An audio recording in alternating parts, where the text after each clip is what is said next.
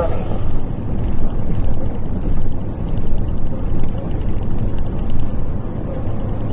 Alright, good afternoon everybody.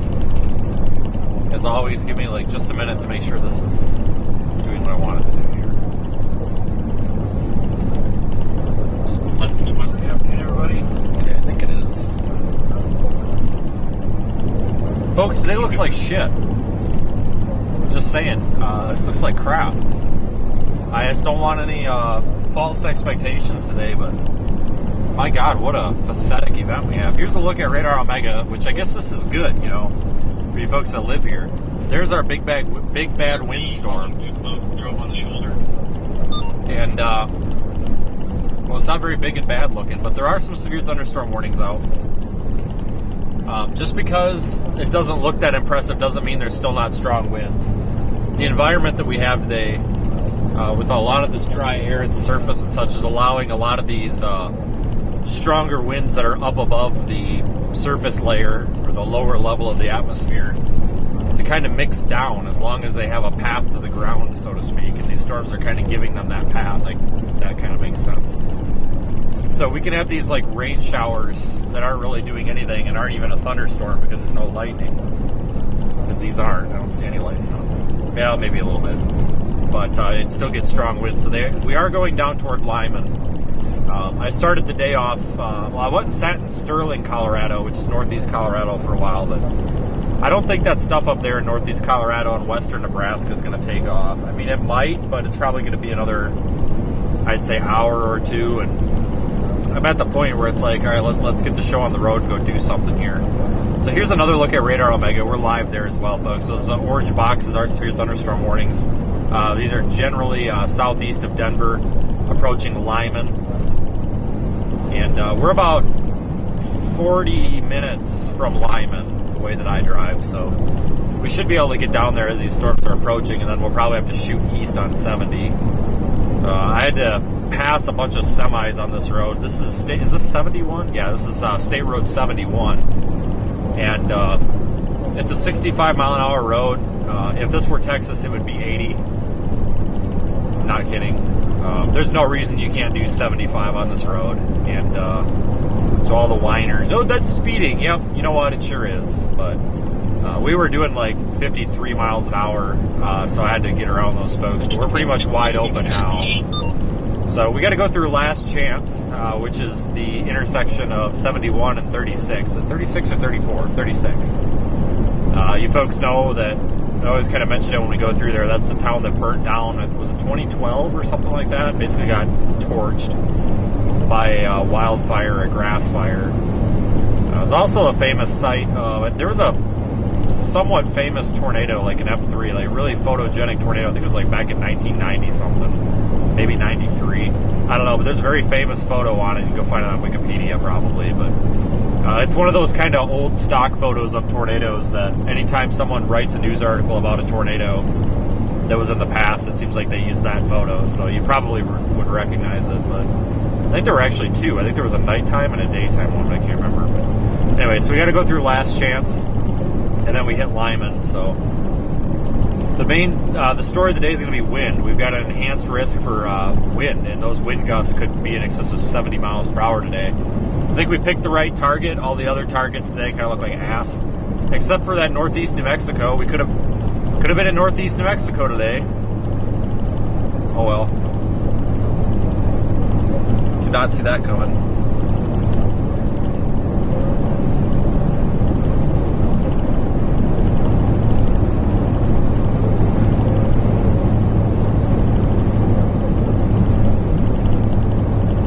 Today kind of looks like crap. I'm not lying to you guys. You know, I think we're gonna get, you know, a windstorm here, but I don't know if we're gonna see anything crazy. But I've said that before, and then we end up with some of the best chase days we've ever had. So, you know, don't think that that's, you know, your cue to get the hell out of here by any means. No, keep watching. Let's see what we got. I'm just trying to be honest with you folks. I don't want to set unrealistic expectations here, so to speak.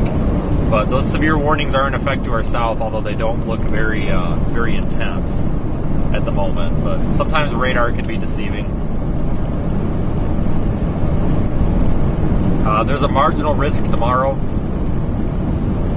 for parts of the eastern plains, up into Iowa, Minnesota. Kind of looks like crap. I don't think I'm going to chase it. I'm going to be honest with you, folks. I have not discussed this with anybody, not even myself. This is just thinking out loud. But there's a slight risk on day 3 for like Minneapolis, Minnesota. You know, basically that central part of Minnesota.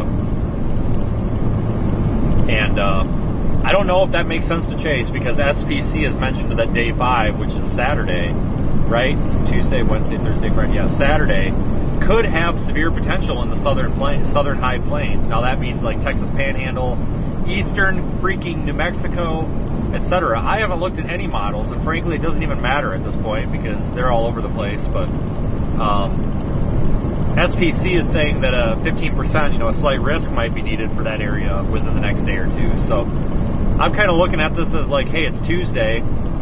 If we go chase that day 3 slight risk, which would be Thursday, it's really going to suck to get back down here for Saturday if that's a thing. So we may be looking for an excuse to stay out in this area for a couple of days. I'll have to see how things look in the morning. If that's the case, we might go out west and go up into the mountains or go to Moab or something. I don't know, but might be looking for an excuse to stay out here because driving basically back to Wisconsin, Iowa, Minnesota is going to make it damn near impossible to get back out here. With that said, there's also a potential tropical system that could develop in the Western Caribbean and move into the Gulf. Time frame for that would be like later next week.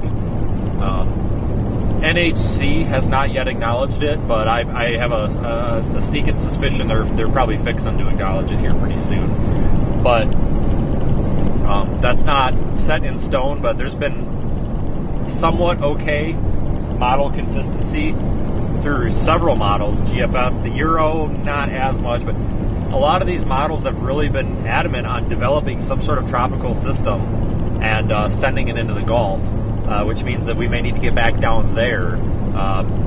Basically, a week from now, we might need to be pre-staging for a tropical event, if not sooner. So I'm really playing things careful here because if the tropics all of a sudden look like it's going to be a go, then we may write off Saturday and just start heading home so that we can start getting ready to go down to Georgia and pre-stage here.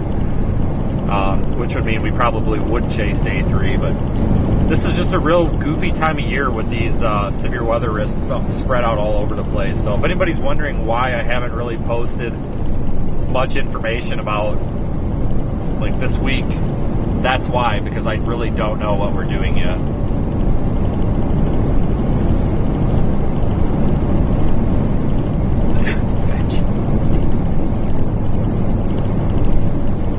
But I'll be honest with you guys, we're running out of season here for taking the Jeep trails in the San Juans and the high elevations. So Ouray, Silverton, Lake City, Colorado, Telluride.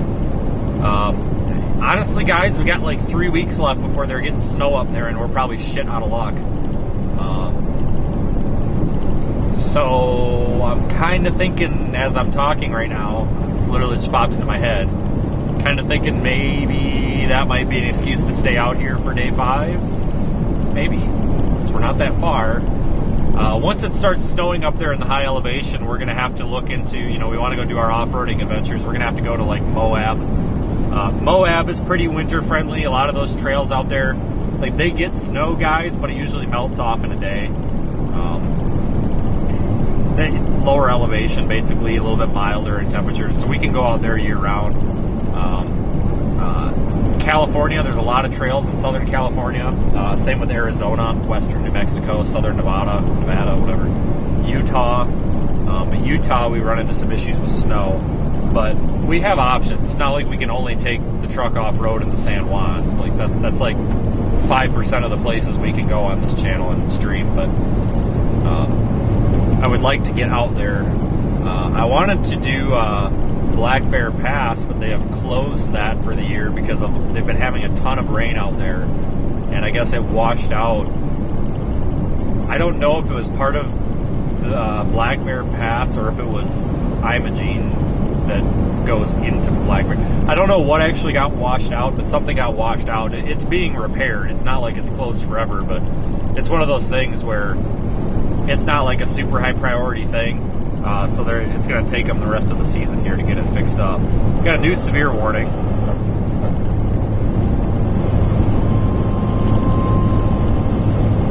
The National Weather Service in Denver, Colorado has issued a severe thunderstorm warning. South central Waelti County in northeastern Colorado, north central Elbert County, Arapahoe County in northeastern Colorado, Morgan County in northeastern Colorado, west central Washington County in northeastern Colorado, Adams County in northeastern Colorado, until 4:45 p.m. It's 4:03 p.m. Mountain Daylight Time.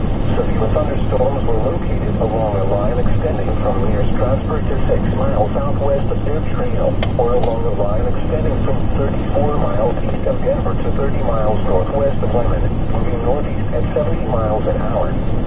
Hazard, 60 miles an hour wind gusts. Source, radar indicated. At 3:53 p.m. Mountain Daylight Time, a 62 miles an hour wind gust was reported northeast of Kiowa. Impact, expects damage to roofs, siding, and trees. Locations impacted include Fort Morgan, Eastern Aurora, Brush, Bennett, Richards, Log Lane Village, Deer Trail, Gary, Lloyd, Shamrock, Weldona, Leader, Vanilla Village, 12-Mile Corner, Jackson Reservoir, Strasburg, Adama School, Orchard, Byers, and Adama. For your protection, move to an interior room on the lowest floor of a building.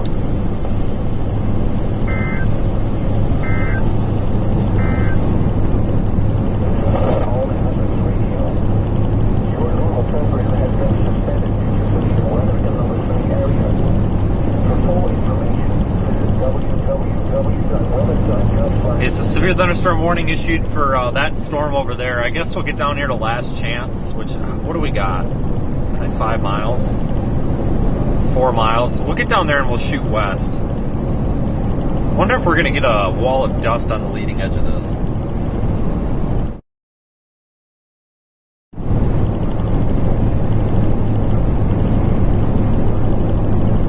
But no,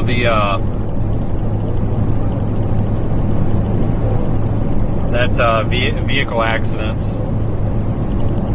and that lady decided to just plow her vehicle into the back of like 6 other vehicles at 80 miles an hour. Yeah, that wonderful person. She's the reason we didn't do a whole lot of stuff up in the San Juans, because June into July was the perfect time for that. So, boo! I get it was an accident, but it's still her fault. I actually had thought about renting a vehicle and going out there, but all these vehicles you rent anymore, nothing's actually four-wheel drive. It's all this all-wheel drive. I almost said a word that would have got me canceled. Pathetic-ass off-road excuse garbage. And I identify as a Subaru. I got X-Drive. Yeah, that's cool, but it doesn't help. You know, you sit 5 inches off the ground and you drive over a rock and rip your oil pan off. Like, I don't give a shit about your X-Drive or whatever. So, not working. Like, ground clearance is a thing. So, Central Washington County agencies have a severe thunderstorm alerts. National Weather Service in Denver has issued a severe thunderstorm warning for West Central Washington County, northeast Colorado, until 4:45 p.m. Mountain Daylight Time. At 4:03 Mountain Daylight Time, severe thunderstorms are located along the line extending from near Strasburg to 6 miles southwest of Deer Trail. 60-mile-per-hour wind gusts are indicated by radar. This intersects the area.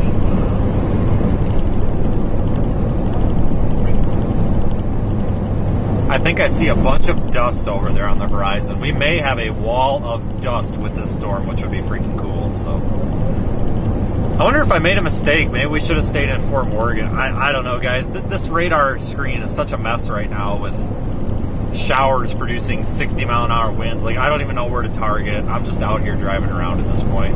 We're going to get onto 36 and go west and just blindly drive into this thing.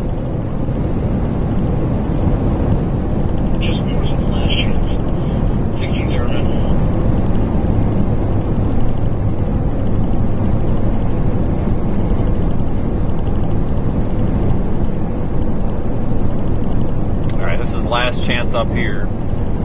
This might be the last time we roll through here this year, honestly. Well, probably not. It seems like usually in late October, early November, we get like 1 or 2 days out here. But this, you know, the high plains here, this is definitely one of my favorite places to be. It's wide open, like, not to make things like political or anything, but, you know, with all the bullshit election garbage and stuff going on, like, it's kind of nice to come out to a place like this where you're not surrounded by, like, propaganda. Vote for this idiot. Vote for that idiot. You know what I mean? It'd actually come out here and, like, be left alone. It's very clean and quiet out here. I love being out here.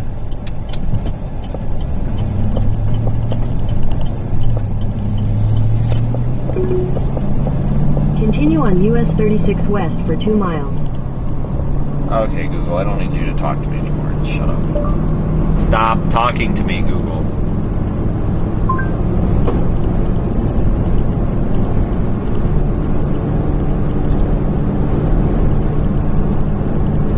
The Dairy King and Last Chance. Isn't that still up? Isn't the building still there? Like, isn't that little, like, cream-colored building up there at the end, though? I mean, obviously not anymore, but I think, isn't that what that was?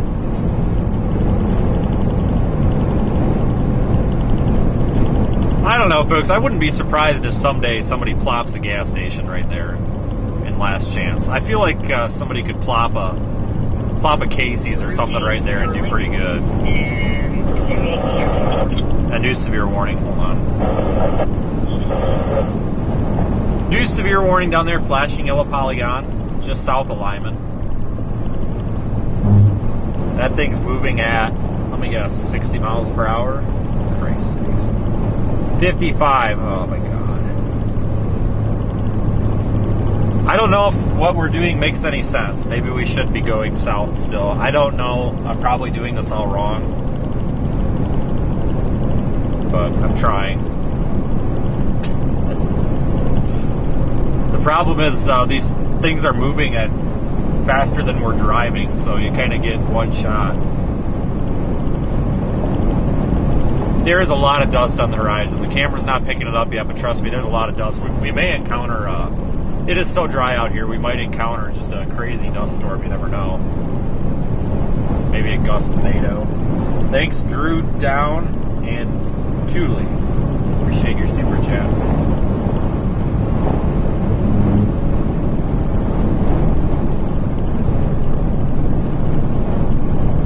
Guys, I'm also looking for a tree or a low-hanging cloud that I can call a tornado, so I can inflate my success numbers for the year, because they've been running a little bit low. So if you see anything that resembles a tornado, please let me know so I can confirm that as a tornado.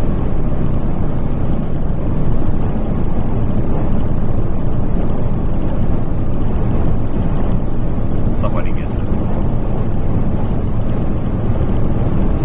If you think you get it, but you're not 100% certain, you probably don't get it. But if you know you get it, you definitely know you get it. Hold on.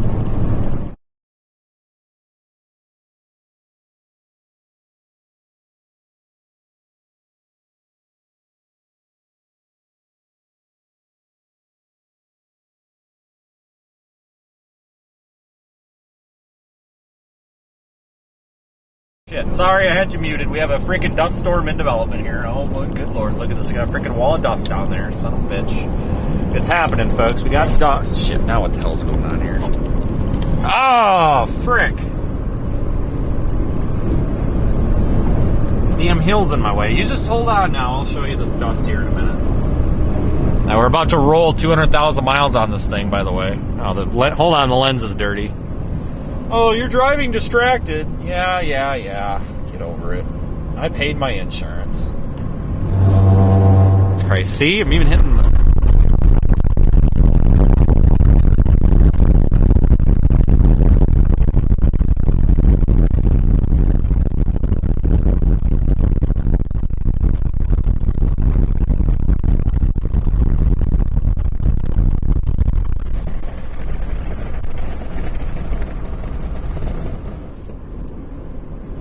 Did you see it? I hope so, because that was hard.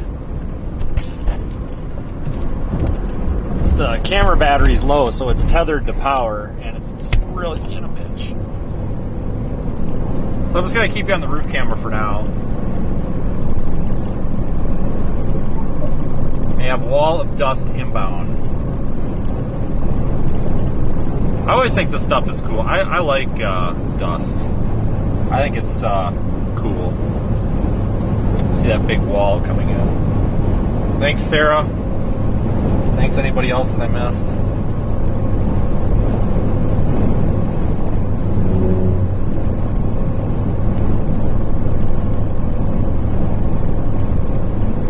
After we check out this wall of dust, we got to get east. It looks like that stuff down there south of Lyman's developing.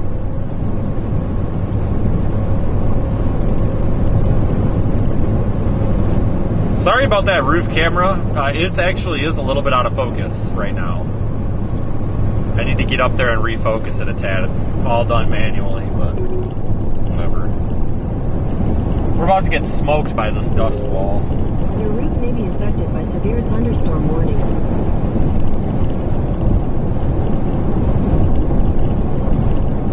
Yes, severe thunderstorm warning. I agree. Yeah, that stuff south of Lyman is developing rapidly. We got to get there. I think we're probably going to have to abandon this. Shit. No. That's alright, we'll have to get to Burlington. But we'll stop and check out this wall of dust because that's kind of cool. It's kind of messed up when you think about it. I drove how many hours and how many miles to get here to look at a wall of dust. Wow. Freaking living the life out here. I got accused of... Well, recently I got accused of, by some professional storm chasers, I got accused of having money to do this. They're telling me that I was, well, they're starting the rumor that I was dealing, like, meth.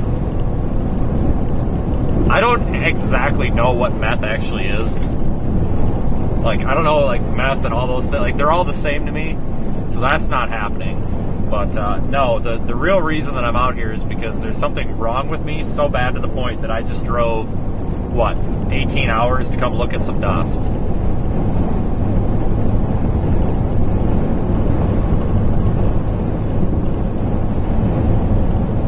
Wow. All right, I'm going to stop up here. We'll get a nice cinematic shot of this dust, and then we're going to move on because we got bigger and better.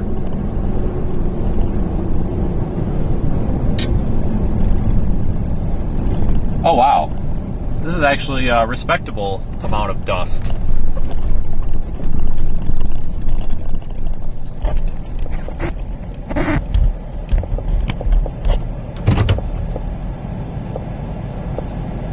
I'll take a picture of it. Why not? Oh, it's freaking windy.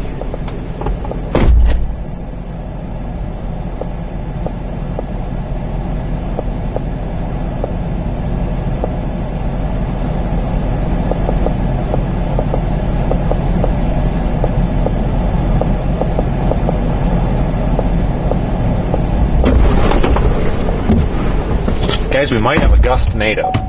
Stand by. I need to rotate you just a smidge to the side. I don't know if that's just... God, that looks like a dustnado to me. Gustnado, dustnado, what the fuck ever. Is it? Focus, you pisser. Nah, I don't know. I don't know if that's a gustnado or if it's just a lot of dust that's like plumed up. No, it's just a bunch of dust. I thought it was spinning. That's okay, it still kind of looks cool. Look at all that dust getting swept up off the field there.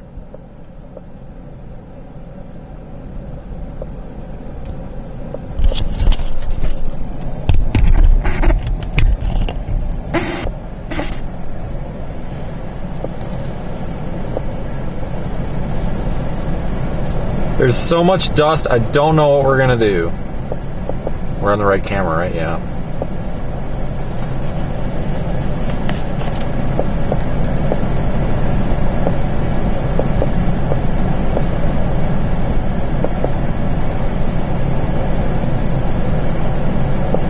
I think we're gonna peace out. 36 east. Your route may be affected by severe thunderstorm warning.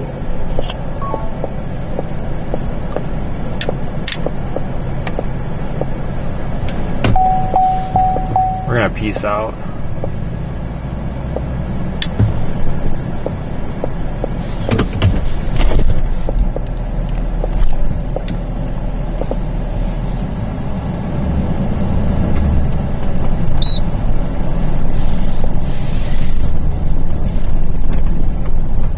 Continue for 83 miles.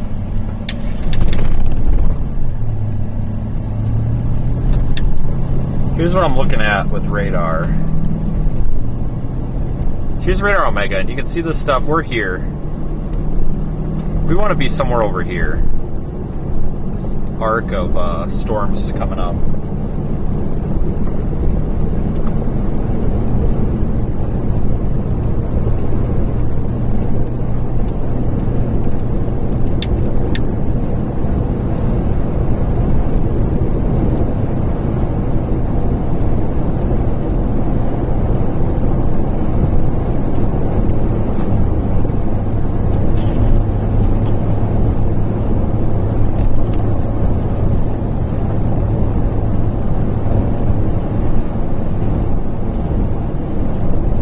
So we will probably just go east on 36 and take a state highway or something south.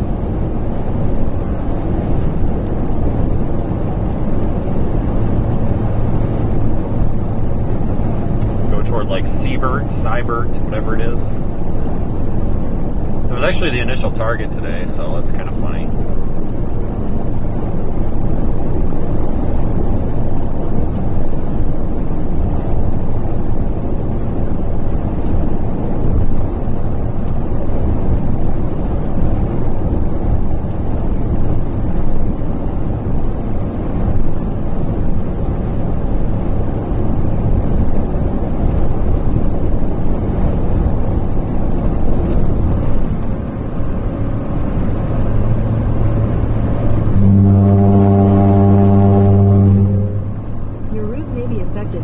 Thunderstorm warning. That is really windy out.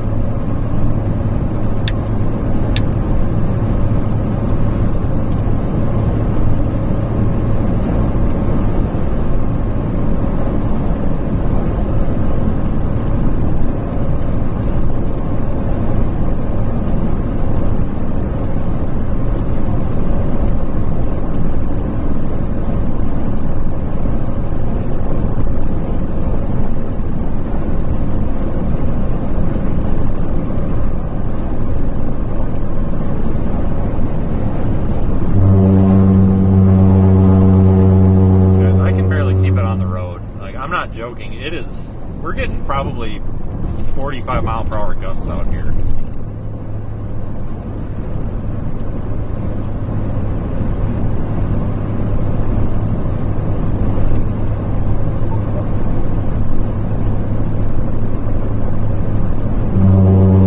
This is kind of ridiculous, this wind. Yeah, the wind is definitely getting pushed out ahead of the storm.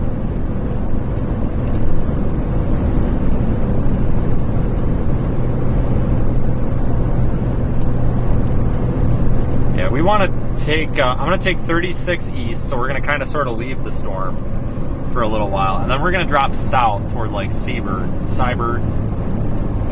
I don't know, whatever. And then that's going to get us in position for that much better looking storm that's just south of Lyman right now. There you got some view of that dust. I'm sure we're going to have a hell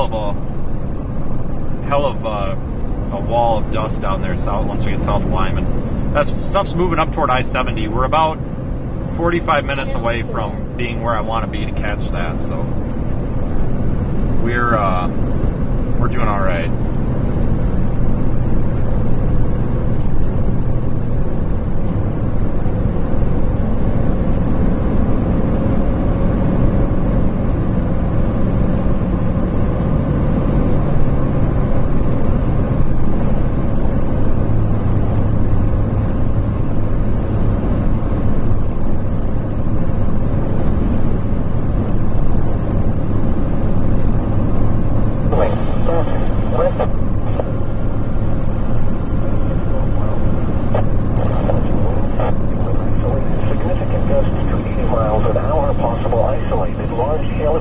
1 inch in diameter possible. Remember, a severe thunderstorm watch means conditions are favorable for severe thunderstorms in and close to the watch area.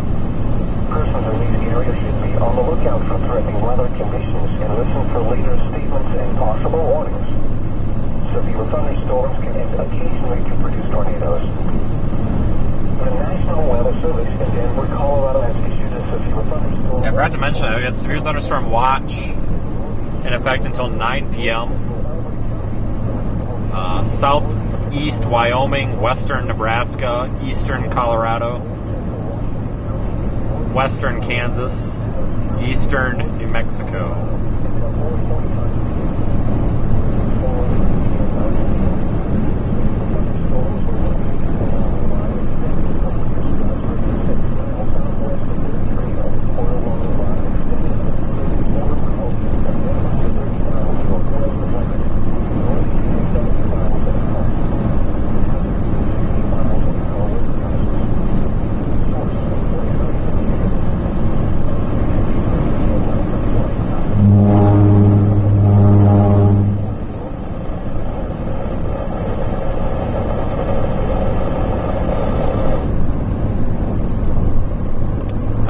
Losing sight of that, so we're going to stick with the front-facing camera for now. So we're getting in position for better storms. Just takes a little bit of time here. About to go back through last chance.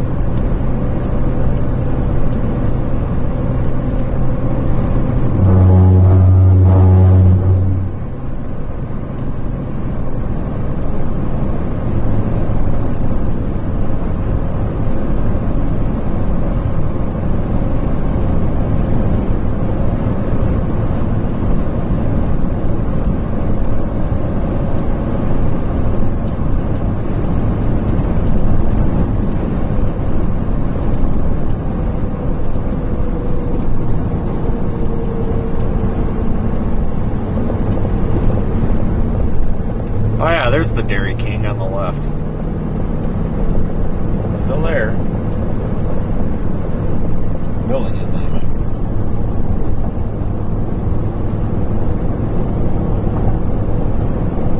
Yeah, this is a pretty area out here, but it's very empty. There's really is nothing out here. This whole Highway 36. I mean, yeah, you got, you know, like farther to the east, you've got,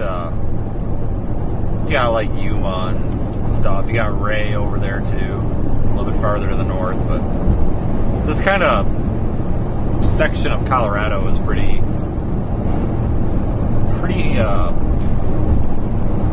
unincorporated. If it didn't snow here and get cold here, this is absolutely where I would live, but I don't do winter, so.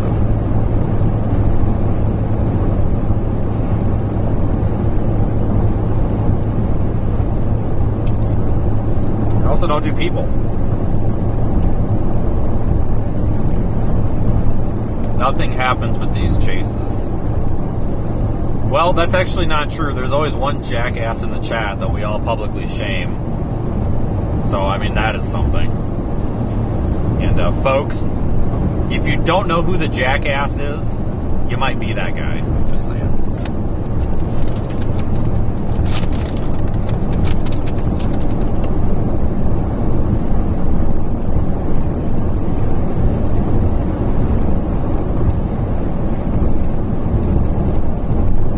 Sorry guys, I don't have any phone service out here, so I can't call my buddy Joe up and have Washington, D.C. turn the tornado machine on today, so.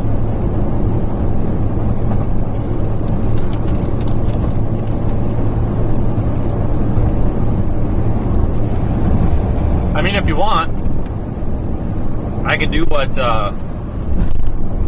the internet verse is doing now, and I'm not picking on like professional storm chasers, folks that like actually do this professionally, not the ones that pretend to, like, because sometimes we do get tornadoes on days where there's nothing. But understand, I think I've seen this comment several times of, oh, these people are always getting tornadoes but you never do. Is it that, or is it because people are flat out lying about seeing tornadoes? Like, it's dark out and there's a tree and it's, oh my God, there's a tornado over there, tornado, because I've seen it. I have seen it multiple times. And I think these people, I don't think they're that stupid. I think they know what they're doing. Like, this will literally happen. And I think it's because they're feeding off the ignorance. And if anybody's insulted by that, look up the word ignorance, please, because it's not a bad thing. It just means you don't know about something. But I think they're feeding off people's ignorance. And they're not understanding how dangerous that is to be, that's like screaming fire in a movie theater, honestly. So, I think there is a perception that, like, 20 other people are, so much more successful than the few of us that do this properly. I don't think it's that they are. I think it's that they're making themselves out to be more successful because, frankly, they're lying. And at night or from a distance, you can say anything is whatever you want it to be. And people will believe it. And there's no repercussions. So I've seen that comment before, and I believe that is why that comment comes up. And believe me, some of us are sick and tired of it. There's a few of us out here, that talk about this, and we're sick of it. But there's nothing we can do about it. Other than hope, report the videos or the streams or whatever, and hope that YouTube, flags this false news or something. I don't know.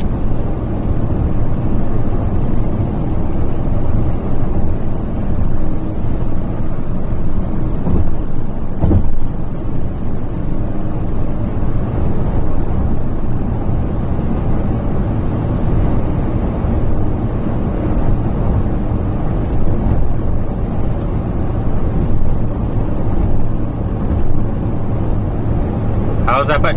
Carolyn Spotter Network's a joke.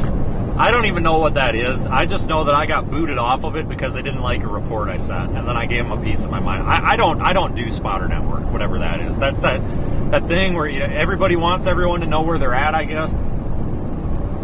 I don't. Spotter Network is not an official thing. The problem is that the National Weather Service issues warning. Spotter Network is a private entity that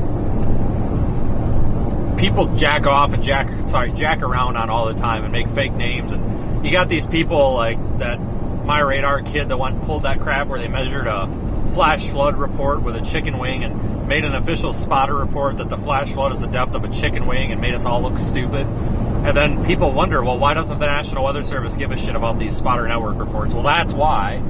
At one point, Spotter Network was piped into NWS chat. I don't think it is anymore. And I'm probably going to get a cease and desist over this, but I really don't care. I'll just send a cease and desist back to say cease and desist, sending me cease and desist. I've done that already. Not from that company, but other ones. But, what it comes down to is, to my knowledge, they used to be piped into NWS chat, and they're not anymore because there were so many bullshit reports going in. People don't take their job seriously. That's the problem out here. You get all these people... They think this is their claim to fame, and they don't take their freaking job seriously. Like, when you're out here, like what she put in the chat, she's absolutely right. But Spotter Network, whatever, fluff that off. But and that's just my opinion. I have a right to it. But what these people that are doing this aren't, not all of them, but a lot of them are not understanding that there could be somebody in the path of a fake NATO, and you just scared the living shit out of them. You know what I'm saying? Like, it's not right to make a business off of people's fear. And I'm sure that, Spencer and whatever that other dweeb's name is probably making a Twitter post about me saying this right now, saying that I make money off people's fear. I don't. There's a lot of us, there's many of us, actually, that come out here live streaming and don't instill fear. It might be like, hey, this is not happening right now. It might be like, hey, there's a big tornado coming through. It's about to smoke your town. Get the F out, get underground kind of thing. That is necessary fear. But it's not necessarily fear that we're trying to instill. It's action. But there are channels out here that scream tornado at everything. They scream bowling ball size hail at everything. They scream Category 5 hurricane at everything. And it scares people. And unfortunately, there's zero repercussions for it. and oftentimes the audience is ignorant to it because people don't know the difference. And it makes me pissed that there are people in this industry, because this industry would be so much more respected if people would report what they're seeing, not what they want their audience to think they're seeing. Because I was having this discussion with Kyle this morning, where I made the mention, Kyle wants to start pushing YouTube a little bit. You know what? And he's chasing with Eric Black, and I have the utmost respect for those guys, especially Eric, because the Kroll, Texas tornado back on May 4th was 2020 or 21, 22, 20, whatever it was, where we basically drove into that thing, and it smoked a town. One of the first people there helping out was Eric. And, he's an assistant emergency director or something with one of those counties out there in Texas. Great guy. Kyle fits in with him. I had this discussion, they put their homework in. They're trying to make a better live stream. They're trying to get started. They've done the research. They just can't get the pieces put together. And you know what? I get it. I typically don't give people answers, but it's like, you know what? When somebody's working their ass off and they deserve it, and they just can't they've got the pieces of the puzzle, they just can't get them to fit into place. That's different.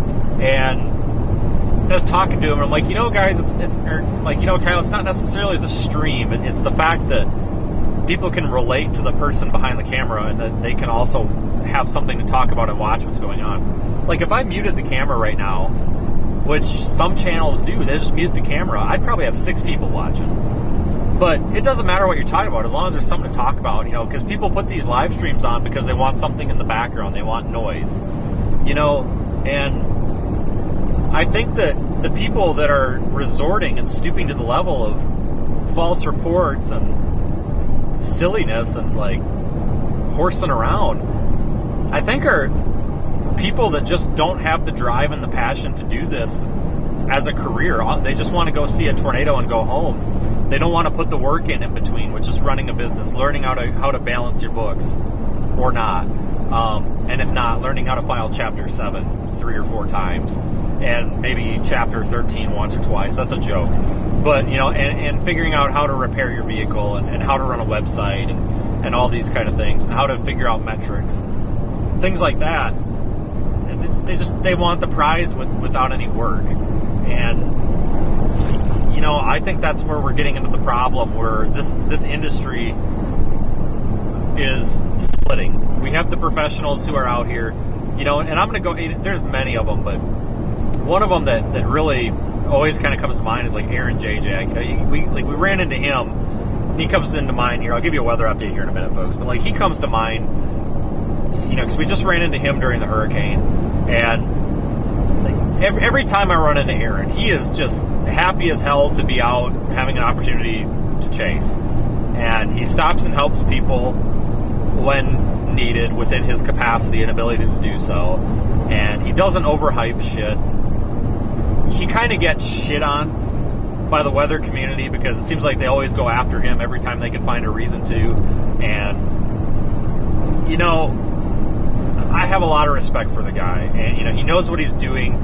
And people like him are role models in this industry for people that are just getting into it. We've got people like him and, people doing what I'm trying to do out here. But then you get the riffraff. And I think the riffraff is literally what's going to happen. Because people watch that. It gets views. Riffraff gets views. People watch that. But I think what's going to happen is they're going to blow up. Somebody's going to get hurt. The whole industry is going to take a hit. And then it's just going to be back to the pros like it was a couple years ago. And I'll get off my soapbox here in a minute, but this is actually kind of an interesting topic for some of you folks. Guys, we are just minutes away from a chaser getting killed. I'm waiting for the day that my phone rings and it's somebody I knew that got killed. And I'm not talking about just a vehicular accident going down the road, drunk drive or whatever, but how many people have we had that have gotten hit by freaking tornadoes in the past 2 years for no goddamn good reason? What, 7, 8? How many of them make a freaking YouTube video and brag about it? They're proud of it, and that's how they're going to get views. And they say, oh, this is the best thing that ever happened to my career. Look at all these views I got. Yeah, a lot of them. You know what? That's a great attitude to have if you want to freaking die. And, everybody out here makes mistakes. I drove into a tornado, the Crowell, Texas tornado. Guys, I had no idea that that was the tornado I was driving into. And then I realized, oh shit, we're in the, you know, what, but it was weak and there was no debris around. You know, people make mistakes and it's going to happen. You know, you can look back at the Chris, Florida incident in Rolling Fork. He was trying to leave. Chris is a friend of mine. He knows what he's doing. He was trying to get out of there. He got screwed up with like 15 U-turns and like got stuck in a cul-de-sac. Like he was trying. That, to me, was an actual accident. But some of these guys, like, they've got a photo of the freaking tornado, like, a quarter of a mile from them, and they're like, huh, LOL, there's the tornado. And I'm like, yeah, it's coming for you, and it's going to try to kill you. Like, move, you stupid shit. You know, and then you get the people like Adam and all those guys who took a video of me doing 30 miles an hour in a snowstorm last year, and they're like, God, this guy is so reckless. And I'm like, yeah, well, what they didn't see is I was 30 miles an hour passing stop traffic with snow tires. I'm from Wisconsin. I know how to freaking drive. Maybe take a lap or two around the Walmart parking lot and learn how to drive in the snow is all I have to say to that. That ain't recklessness. So for everybody that's opening their keyboards for that to bitch about me. But what I'm saying, guys, is we got so many people in with that stupid-ass Twisters movie. You know, we got people coming up to me at the gas station now more than ever. Oh, it's just, you must be just like that movie. Yeah, we're going to try doing that.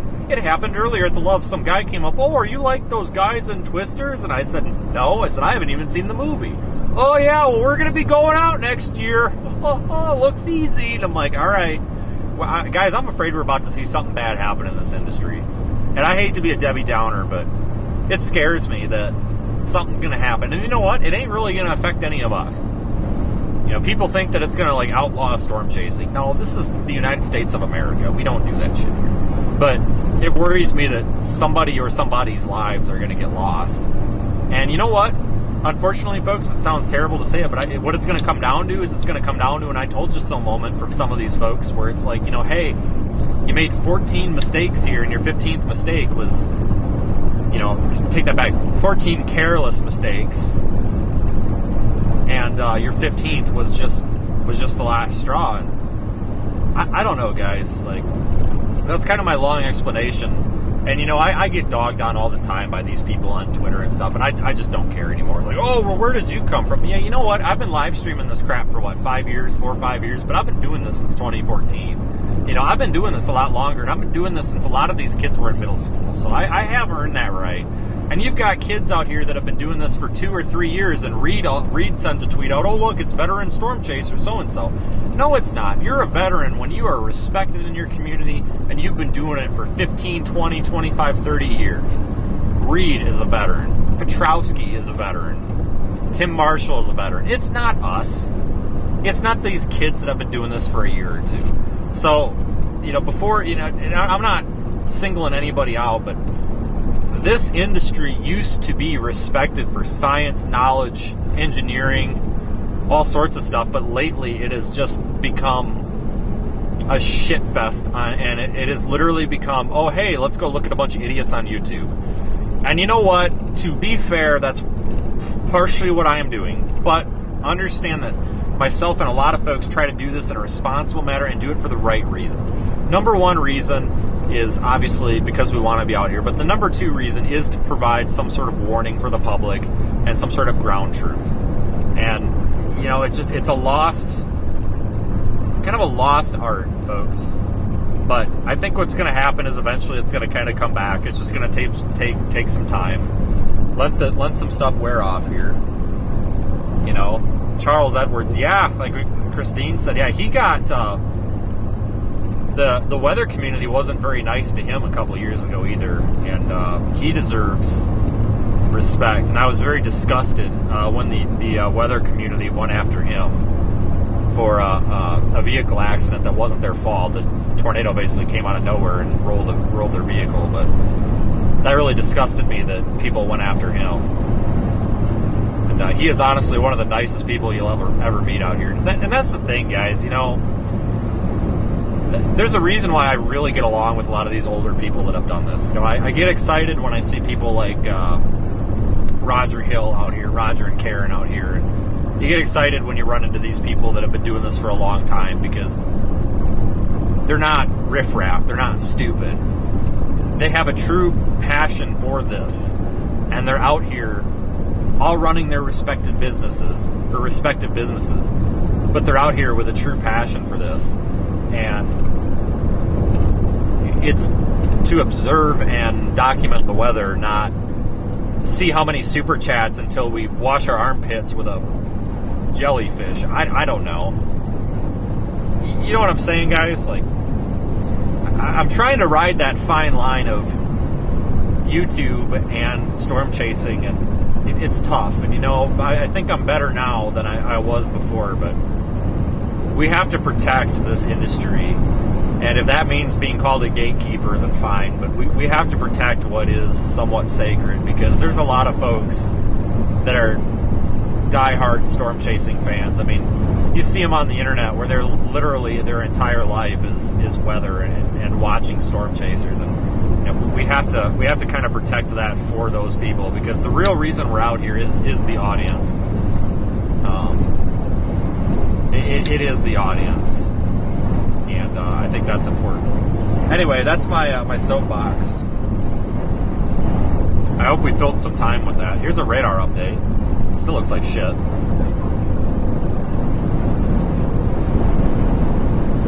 That's the most random message I've ever got.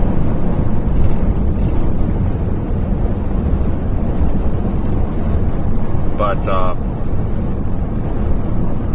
it's brought up that lightning causing grass fires. Yeah, it is so dry out here. We might. I'm assuming you're watching.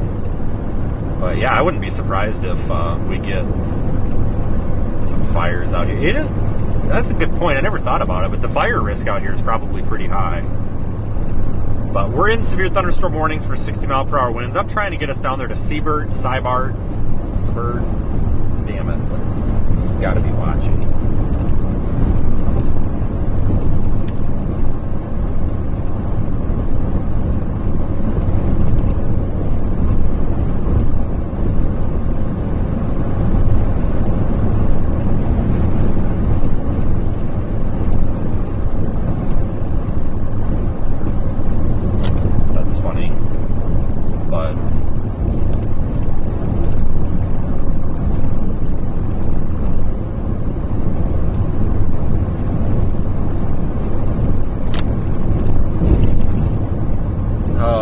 I don't know. I gotta get this camera focused. That looks kind of shitty, doesn't it? Does that look kind of blurry to you guys? It doesn't look very good. I think it's lost focus a little bit. I need to fix that.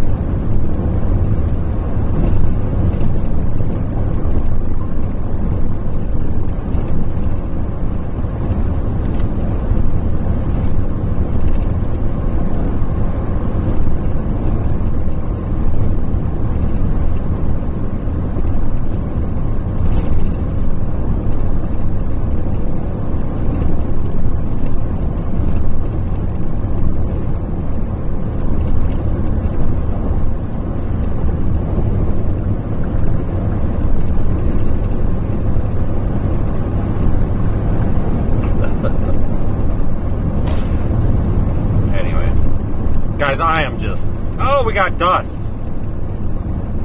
Buckle up, people. We've got a little bit of dust flying across the road. Hold on here.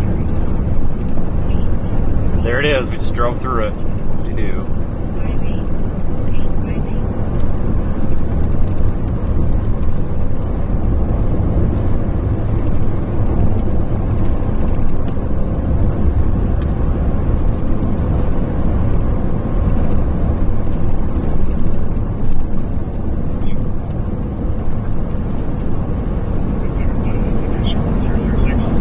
Alright guys, I'm going to be honest with you folks, this is kind of crap. This is kind of crap. But it might get windy here. Again, here's a look at Radar Omega. We're live there as well. We're this little dot. We're heading this way to get in path of these. I think we're going to see something. It's probably just going to be a crap ton of dust, but that's kind of neat.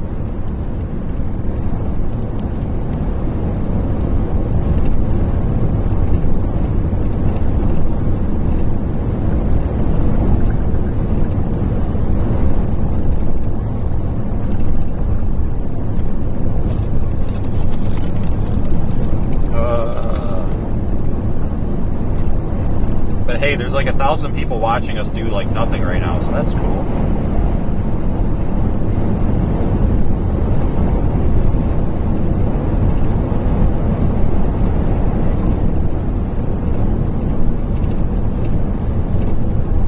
What about further south, or is it all... No, dude, it's all crap.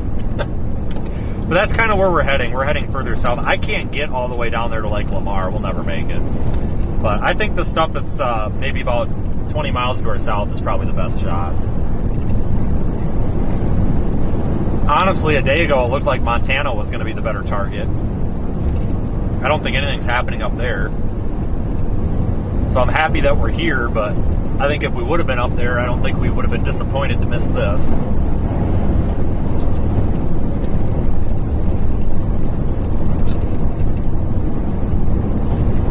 No, I'm not going to the Lyman subway. Absolutely not. I don't want to catch, like, Ebola or something.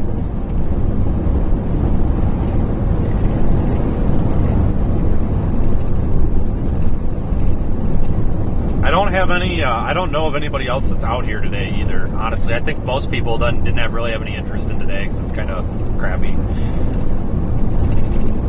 Understandable. Might have a straight south option. God, why is my internet being so slow? I can't even...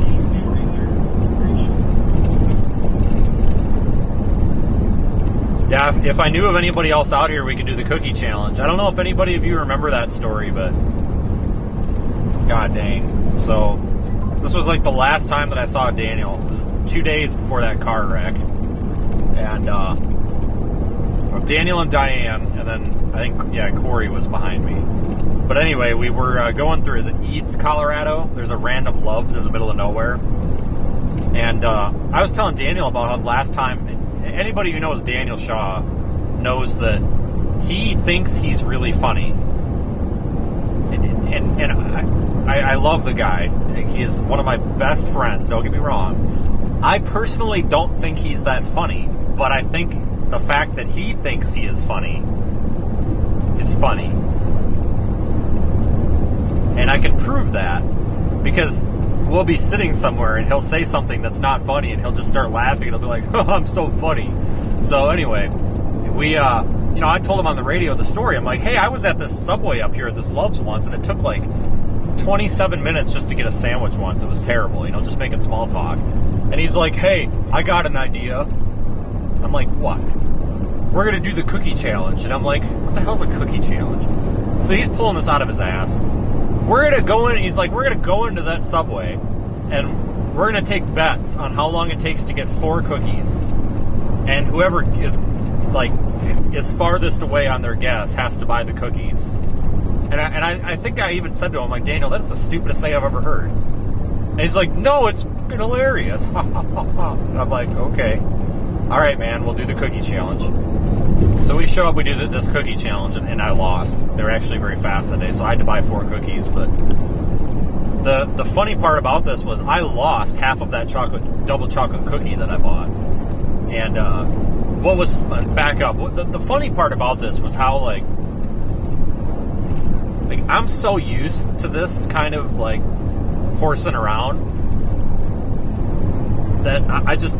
I have no reaction to it at this point. It's just like, okay, yeah, wow. Daniel wants to do something off the rails. What a surprise. And he's trying to get me to give him some indicator that I think it's funny, but it's just not working. So he just keeps trying and just makes it really awkward for the Subway guy. I thought it was funny, but anyway, I ate half the cookie. I saved the other half. The other half was still on the seat when that lady rear-ended us in South Dakota. I lost that other half a cookie because that was like 2 days later. Well, back up, like a week later, I'm trying to clean all the stuff out of this truck, and I found that cookie, and I ate it, and it was still good. So there's there must be a lot of preservatives in those Subway cookies. But if we were any farther south, I'd say we could swing by and do the cookie challenge, but that requires at least 3 or more people, and I do not have that right now.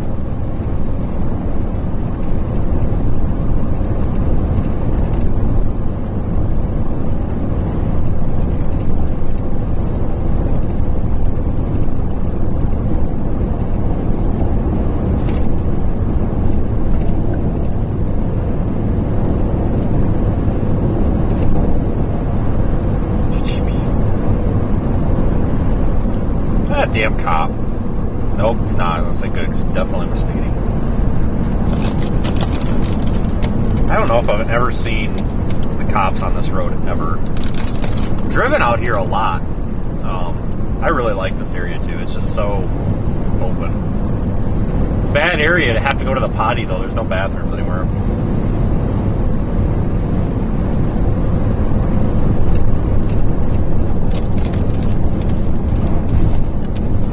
Alright, we are in a severe thunderstorm warning now.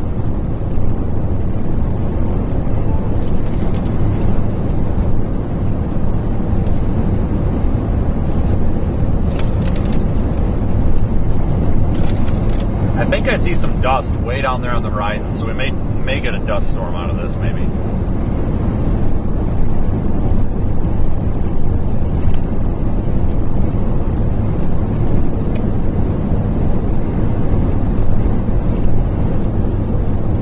I don't know, we're probably like 20 minutes from catching this.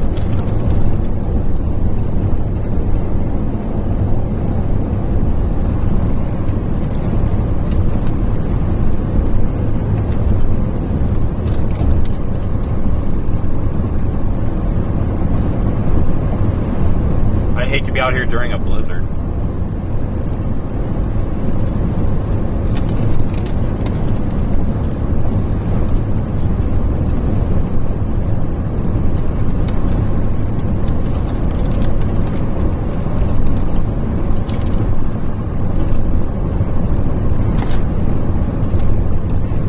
Oh crap, we just saw lightning over there.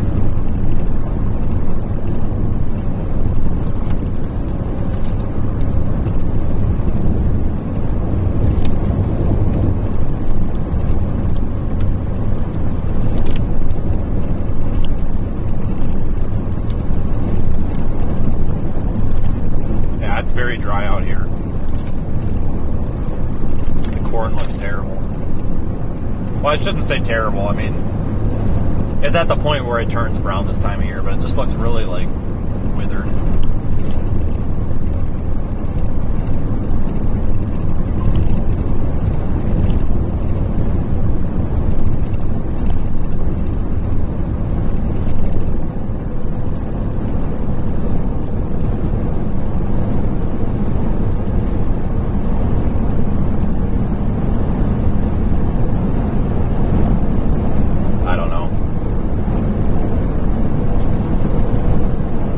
I don't think I've ever been out here during the winter. I'm sure it's miserable.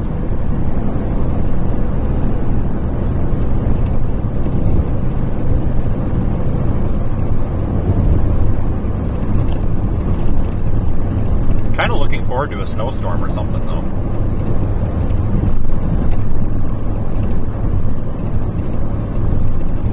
Region Rail Fan, thanks for your super chat. Nice to see you back in the chat, as always. There's a look over there to our south. We're going to be heading directly into that here in about 5.6 miles. Actually, well, I was going to say we could go south there, but never mind. I blew by that at about 75 miles an hour, so that's not happening. So, yeah, 5.5 miles now.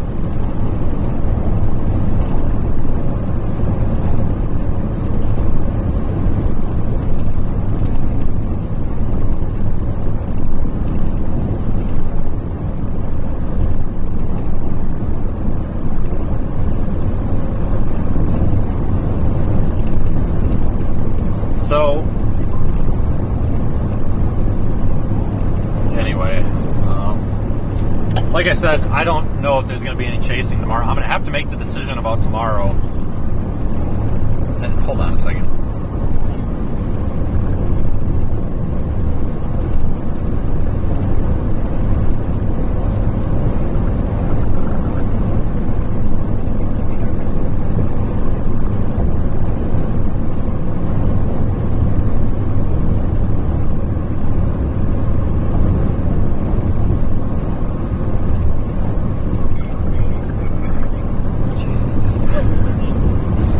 I have to make the decision about tomorrow before like the end of tonight, because that marginal risk is a ways east, so I'd have to at least probably get into Kansas tonight. But tomorrow doesn't look that great. Day 3 looks okay.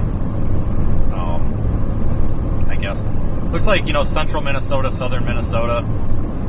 But like I said, if day 5 is actually something out here, I don't know if I want to go out for day 3 because it's going to be such a pain in the ass to come back out here to the southern high plains for day 5. If day 5 is a thing. I'm just going off what SPC said.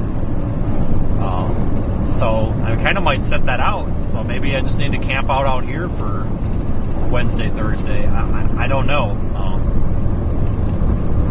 I'm not 100% sure, because if I was to go back to Minnesota, Iowa, Wisconsin for day 3, which is Thursday, I mean, I would have Friday to drive back out, but if it ends up truly being the southern high plains, that's a day and a half to drive, and I'm just going to be so wore out of driving, it's not going to make any sense.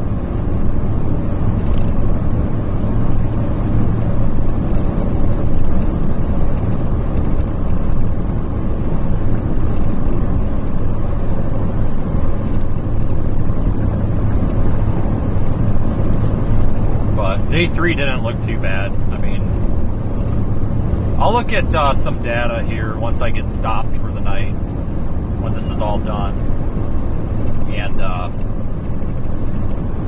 start making a decision, because if I do go for day 3, I'm going to have to get my ass moving east. But we had some super chats there. Hold on, let me see if I can see them. We had Lexington something that got cut off. Thanks for your super chat. Bob A, not to be confused with Bob B. Thanks for your super chat. But no, I think if I stay out here, we might head over to Ouray and go up in the mountains. I actually thought about maybe even just going all the way back west to Moab, but we can do Moab in the winter, so I don't know. But man, I remember coming through here just a couple of months ago when we had storms coming through. That's kind of the sentimental thing, I don't know if you want to call it that, about this job, but there's so many places, there's thousands of places across the country where I can drive through and recognize it and remember something that happened here. Right here before this grain elevator on the other side of the road, 2 years ago was stopped, no, 1 year ago, 2023, was stopped and watching a tornado warned storm. Never produced a tornado, but it was a super pretty storm just off to the west there, and there was, like 4 or 5 other chasers that, I'm friends with, we'd all stop there and just sat there, and you remember these things, and I can't remember the day, but I definitely remember what the storm looked like. And you're like, I don't need my GPS out here. I know right where I'm at. I know a lot of these back roads, and you get really familiar with the country. You wouldn't think, you would think, wow, this is such a big area that we chase in, that you'll never get familiar with it. But honestly, if you took away my Google Maps, I could still chase. Granted, I would still need a map to look at, to see where things are on radar. But if you took everything off of the map, except for the interstates, like if you went and removed all the county highways, state highways, all that stuff, and only put the interstates on the map, I could still probably, and took the cities off and everything, I could still probably chase. Because I know, I feel like I've been on all these roads, like 20 times. I almost feel like a local. We're going to be dropping south here on 59. 59 south. Right here. So we're going to be driving right into this thing. Here's what it looks like. Nothing too special, but it still has a severe warning on it. Thunderstorm watch 600 Continue on Colorado 59 south for 3/4 of a mile. Daylight time for the following areas. In Colorado, this watch includes 10 counties in east central Colorado: Elbert, Lincoln; in northeast Colorado, Adams, Arapahoe, Logan, Morgan, Phillips, Sedgwick, Washington, Wells.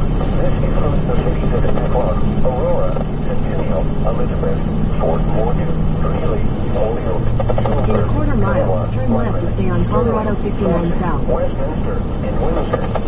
Primary threats include widespread damage and winds likely with isolated significant gusts to 80 miles an hour, possible isolated large-scale events to 1 inch in diameter possible. Remember, a severe thunderstorm Take the next left to stay on Colorado 59 south. severe thunderstorms in and close to the watch area. Oh, that's a sharp curve. We about went straight on that one. Holy shit. Continue on Colorado 59 south for 25 miles. Occasionally to produce tornadoes. This is a thunderstorm warning for northeastern Elbert, southeastern Arapahoe, southwestern Washington, and northeastern Lincoln counties is canceled. The storms which prompted the warning have weakened below severe limits and no longer pose an immediate threat to life or property. Therefore, the warning has been canceled. However, gusty winds are still possible with these thunderstorms. A severe thunderstorm watch remains in effect until 9:00 p.m. for northeastern and east central Colorado. A severe thunderstorm warning remains in effect until 5:15 p.m. for eastern Weld, northeastern Morgan, north central Washington, and southwestern Logan counties. We're going to be driving into this momentarily. Looks like maybe it's strengthening a bit, but it's very kind of scattered and clustered in nature. Oh my God, did you see that? We just had lightning. Holy cow, we're really cooking with grease now. Holy shit.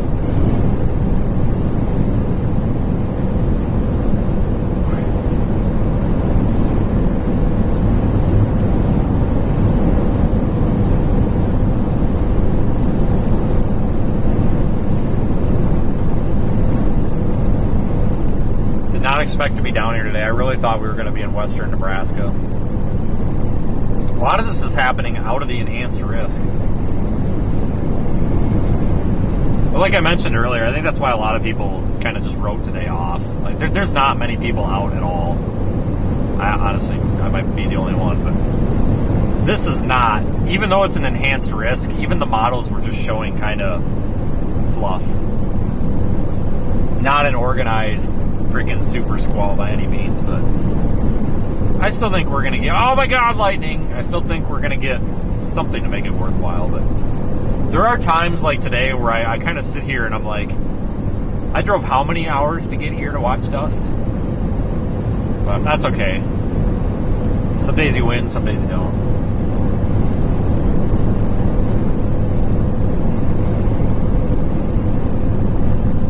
High-based storms, though. This might be kind of pretty down the road.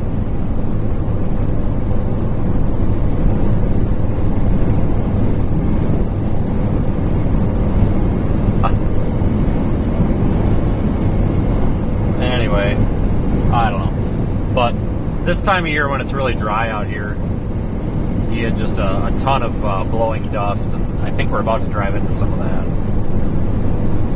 So there's a lot of it. It's always hard to see it on camera, though. It kind of gets focused out. But this field over here on the left is getting swept up pretty well.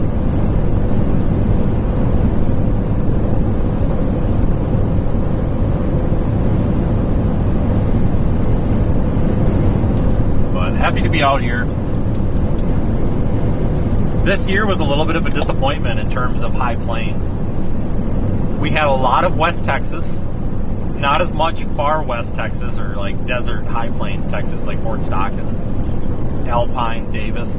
Not as much of that as I would like, but we had a lot of Abilene to like Midland. I was happy with that. But we didn't have a lot of Texas Panhandle. We didn't have much East New Mexico. We didn't have much East Colorado. We didn't have much West Kansas. Honestly, these are my favorite places to chase. So, little disappointed in this year.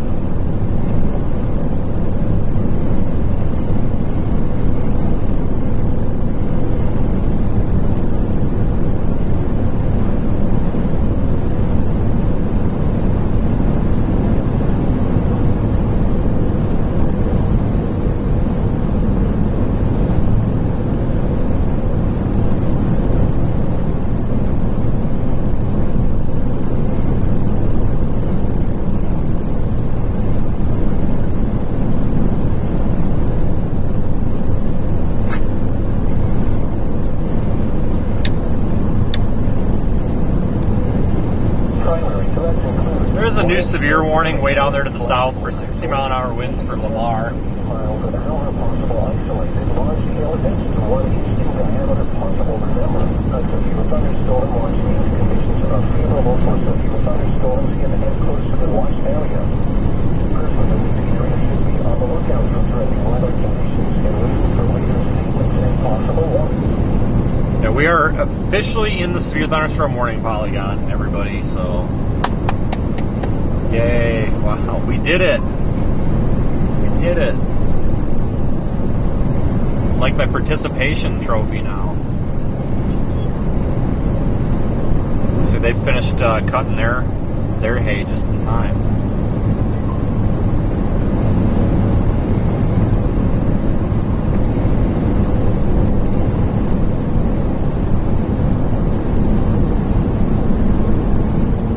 See the dust down there? Oh my God, look at all this dust, folks. Wow. Incredible. Gonna have to tweet about that. Just kidding. We are in Kit Carson County, guys. All that brown stuff, that is dust.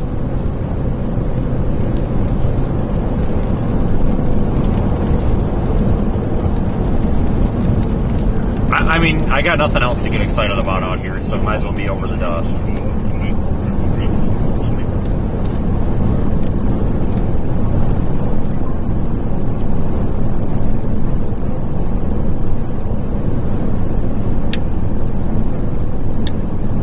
No fake news on this channel. This is real dust. Whoop-de-doo. Yeah, heading toward Lyman now. Well, kind of. We're dropping straight south towards Seibert, whatever. We'll be to I-70 in like 10, 15 minutes tops. Be just east of Lyman. I actually like Lyman. It's kind of got everything you need, but I tell you what, that subway sucks. All those truck stops in Lyman suck. That Pilot sucks.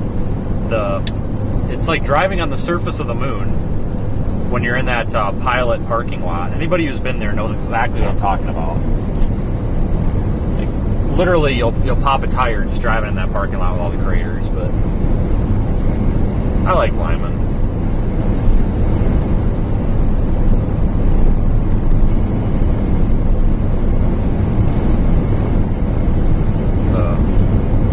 Nice dust column. Got to keep an eye out that if we haven't really had much cloud to ground lightning, but if we start getting a lot of lightning, we might start seeing some smoke plumes from fires. Look at that, guys. That's cool. But the fire risk out here is probably considerable. It's just so dry. I mean, just... It's hard to describe, but just everything looks dry. Like, it's not just the dusty fields, just everything. Like the gravel on the sides of the road looks like it's just fine powder. Like everything looks like it hasn't rained in forever. I mean, it's just super, super dry.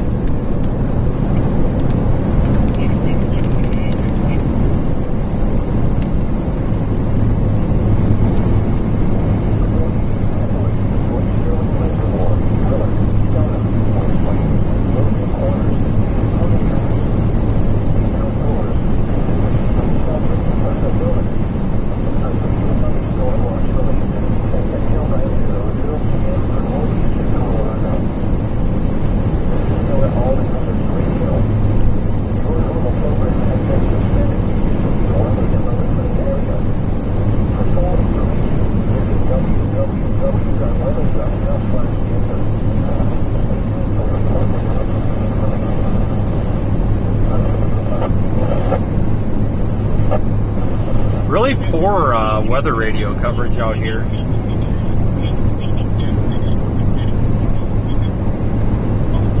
Alright, we're going to put the air conditioner on and recirculate because I do not want to draw this dust in. But I always think this looks really cool. Like, there's really not much significance to this, but I think it looks really cool. I like dust storms. Oh my God, do we have a gustnado? Hold on, we got, oh shit, god damn it. Autofocus off, is that a, god damn it. Come on, camera. Piece of shit. Is that a gustnado? Is that a gustnado, folks? If it is, I'm totally gonna drive right into it. I don't know. It could just... Oh my God, we got a gustnado. Shit, focus. Come on. We got a gustnado. We have a rotating column of dust. I'm calling it. Oh my God. Guys, we have the... Oh my God, we've got a... That's not a tornado, is it? Shit. Guys, we have a...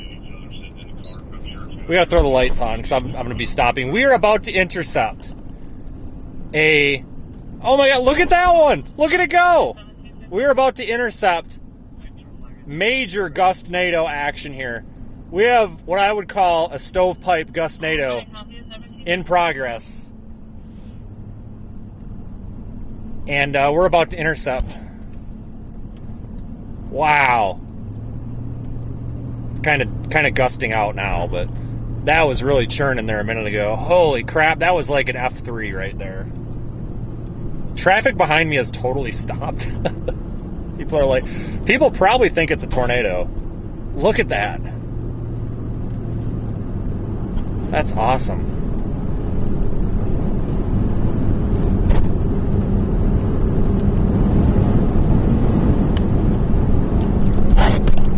Sorry for my excitement, but holy shit, that was the most exciting thing to happen all day.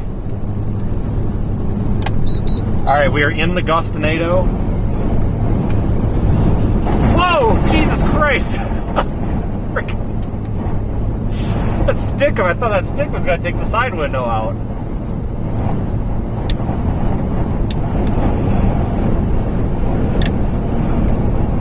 Wow. What a hell of a gustnado.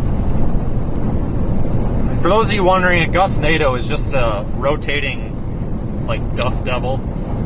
It's just a rotating, it looks like a tornado, but it's not. It's caused by the outflow on these storms, the gust front, kicking that dust up and it's rotating. And man, that was really churning in there. I got way too excited over that, I'm sorry, but holy crap. I'm a simple man, it does not take much to make me happy.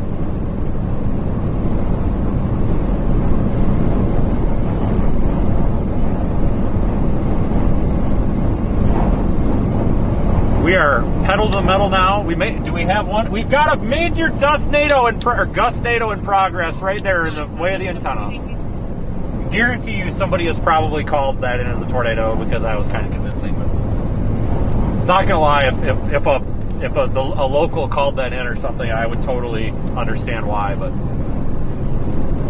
actually, is that what they're talking about right now? I think that is. Oh my God! Wow, this is great. We could have got that on foot. We're gonna take the next. We got to get east. We got to track these things. Wow, is that another one? No, that's just dust. Man, that was the highlight of my whole month right there.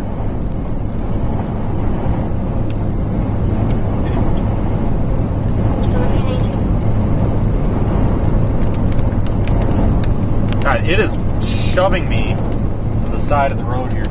We gotta get east.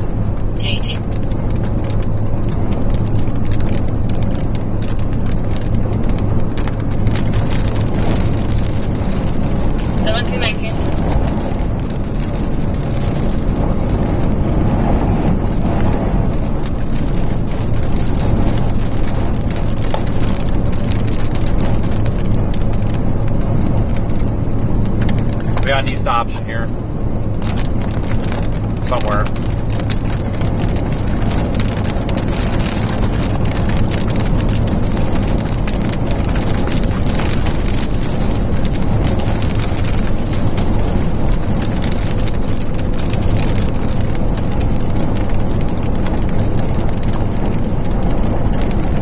Somewhere.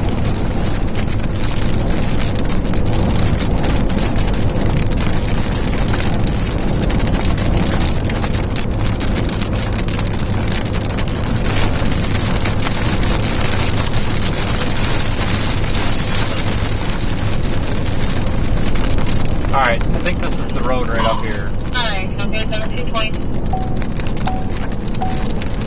What now? Information turn signal on. Okay. Well, that's a new one. Alright, I'll be on 220. Apparently I'm only... Alright. Continue on County Road EE for 4 miles. Alright, I guess we're gonna swing down this dirt road.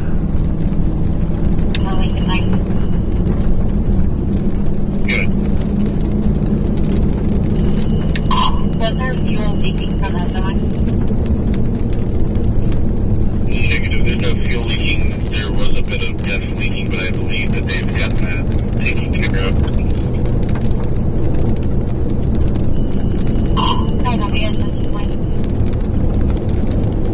And if you get an opportunity, I added the individual who stopped by, I added his information to the call.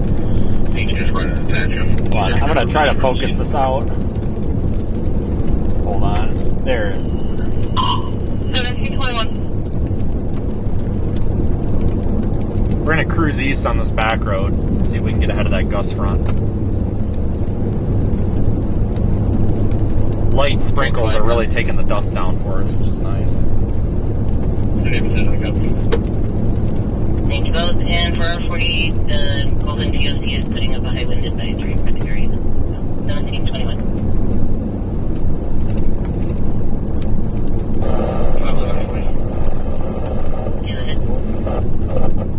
This is going to be an advisory, not restricted. Whatever you want to put up. I didn't think it was on call. Carol, thanks for your super chat. Well,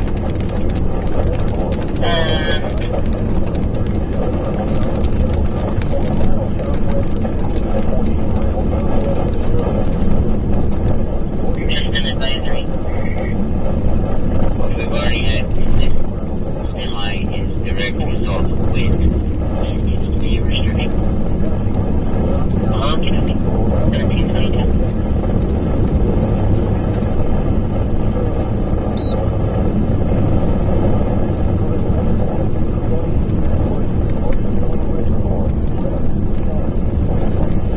Still doesn't look focused.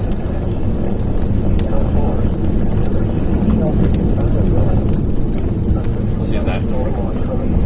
Hey, look at that nice high base storm over there. Wow. That don't look too bad. Kind of pretty.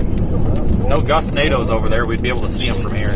New severe thunderstorm warning has been issued for 60-mile-per-hour winds. Until 5:45, 5:21. We're located along the line and sitting 12 miles south of coast, 7 miles south of Stout, to 12 miles northwest of Cheyenne Wells. Running northeast at 55 miles per hour, hazard to 60-mile-per-hour wind depth, and nickel side hill. This is radar indicated. Severe thunderstorms will be near Stratton around 5:25 p.m. Bethune around 5:30 and Burlington around 5:40. Here at 1750. In half a mile, turn right onto County Road 20.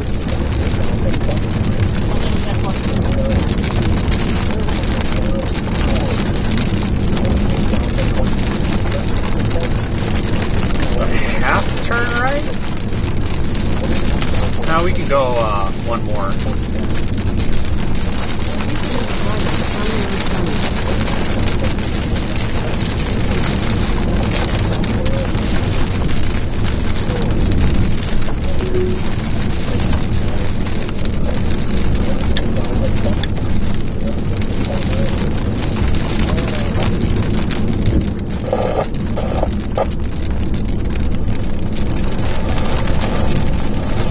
Terrible weather radio coverage out here.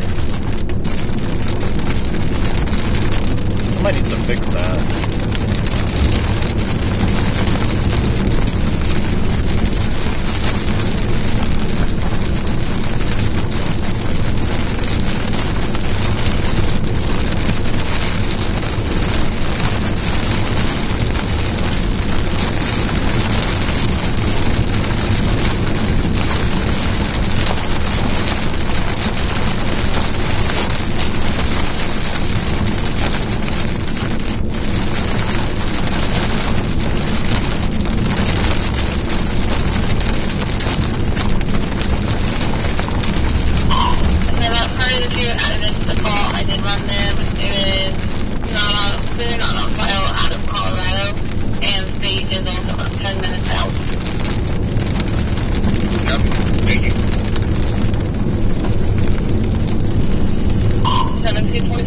turning in about 1.25 miles.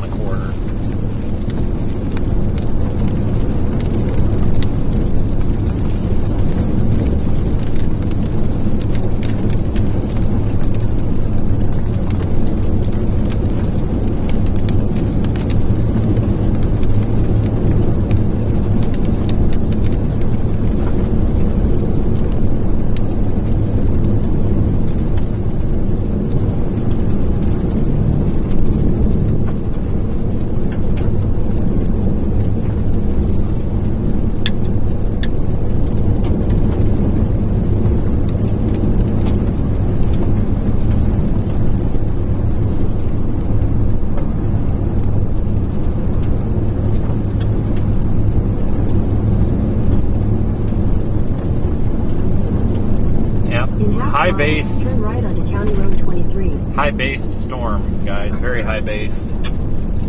No tornado, no hail risk. Just wind. Boy, I'm glad we didn't stay up there in northeast Colorado. That would have sucked. We're coming up on our turn. Take the next right onto County Road 23.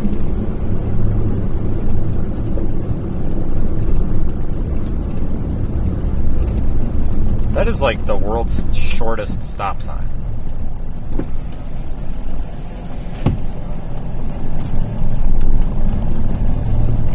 Continue for 9 miles. Alright, we're going to take this straight down to 70. I'll let you watch that there behind us for a few minutes. Well, this has been kind of fun. Got to see like epic gustnados.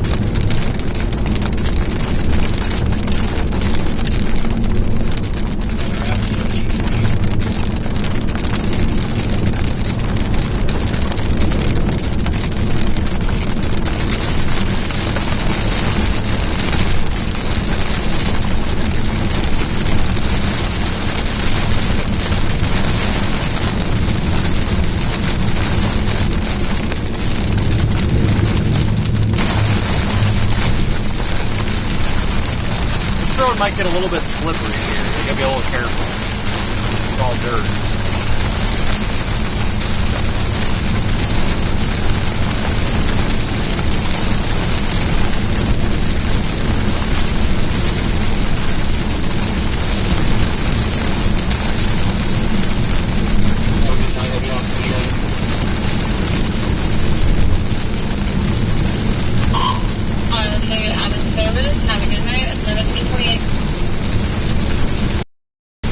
Comes the road grader. Just in time to have to do it all over again because of the rain. Alright, copy. Have a good night, sir. At 1729.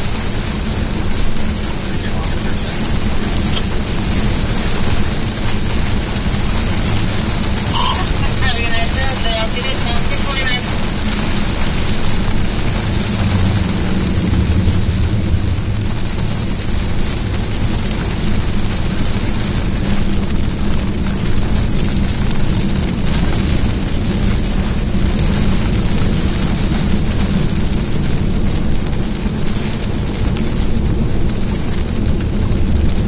Dumped on pretty good here.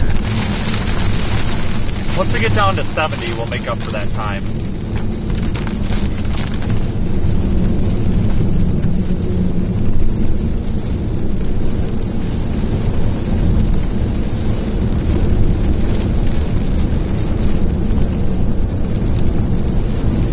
The nice thing about these Chevys is they've got like a full-time four-wheel drive. You know, you put it in like auto, so it's really nice for these dirt roads. So you don't have to lock the transportation quick and not worry about binding up your drive shaft. But it'll shift itself in and out as needed. So it's kind of like a kind of like a full-time four-wheel drive, like what's on older Jeeps and stuff. Pretty nice. I always throw it into the full-time or the AWD or the auto setting here on these roads.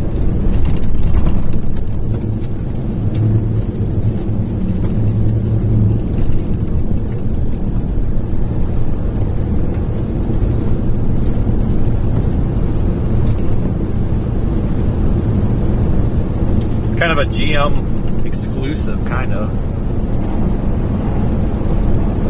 The Ford, I've seen some Fords have it, but it doesn't work as well. I don't think it's the same.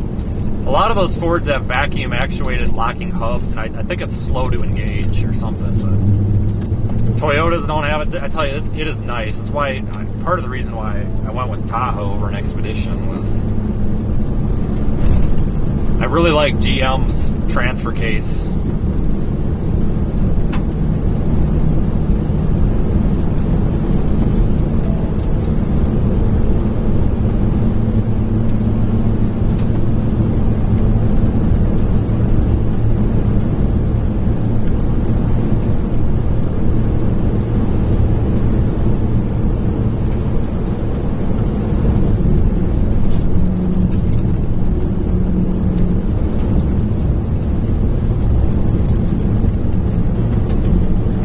It's got the G80 rear end too, so I think it'd be pretty hard to get it stuck, honestly. I think you have to get the thing like actually buried or sunk. I really don't want to try that though. We're not going to try that. And you're getting from there, controls and levels, they are transferring the patient.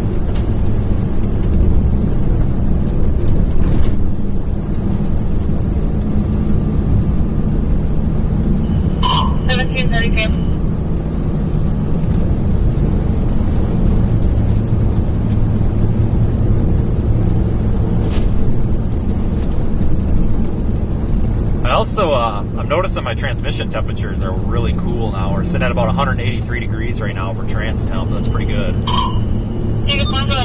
I was running like 210 doing this kind of driving previously. I had to reprogram the. I took my tuner and kind of goofed around. I think there may have been a programming error in the TCM.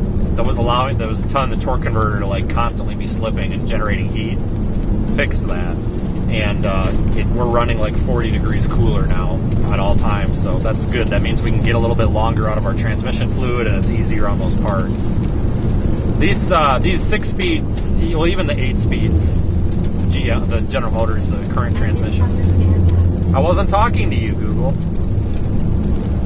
These transmissions tend to run a little warm, but they shouldn't be running 210 in normal driving. That's too warm. It's not warm enough to damage anything, but this is not right. So we got that fixed. Programmed the vehicle for high idle, so it should keep the batteries charged when we're sitting there with all the lights and Starlink and all that on idling. So kind of fixed up, ready to go here. Doesn't do high idle well in gear. It's just high idles. Instead of idling at 450 in park, it idles at 650. Keeps the alternator spinning a little bit more. Gives us a little bit more capacity on the electrical load, which we need, especially when we're running stuff on that inverter. Especially with the winch, because the few times that I've used the winch, that's a huge load on the electrical system, even with 2 batteries. So it's to the point where it was putting such a draw on the electrical system. I would actually sit in here and hold the gas pedal to like 600 RPM just to keep the alternator kicking out a little bit. So we bumped that up to 650, so it's in park. It just boosts the idle, so that's kind of cool. Somebody's gonna be like, oh, that burns gas. Yeah, well, you know what else burns gas? Like killing your electrical system and having to pay another car to bring you gas. I don't know. To jump you, I don't know, but...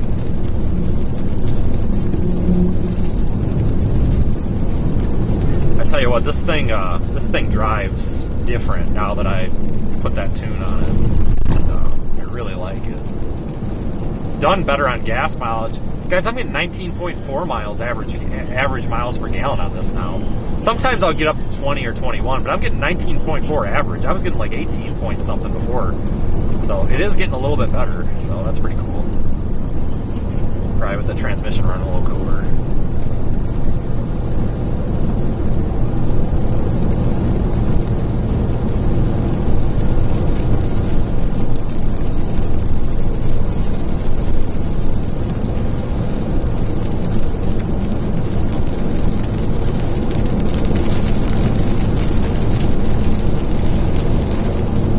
In half a mile, turn right onto US 24 West, West North Street.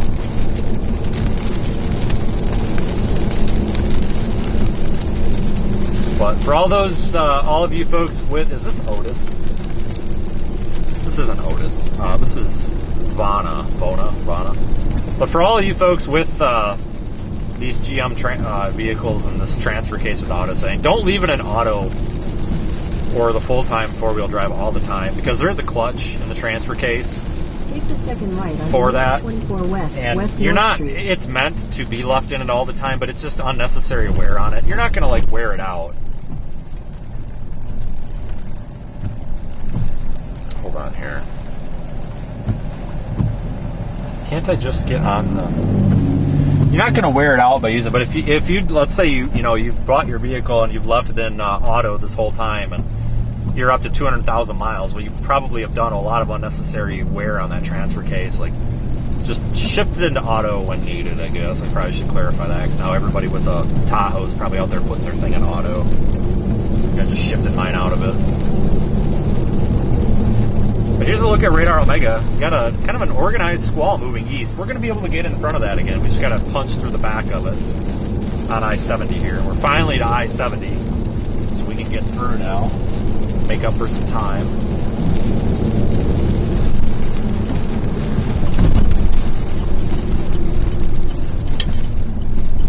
Hold on, we are coming in way too hot to make that corner. Slow down a bit. Misjudge that one a little. Well, thanks for watching so far, folks. If you're new here, I did pin our YouTube or our website in the chat at the top of the chat. Go ahead and check that out.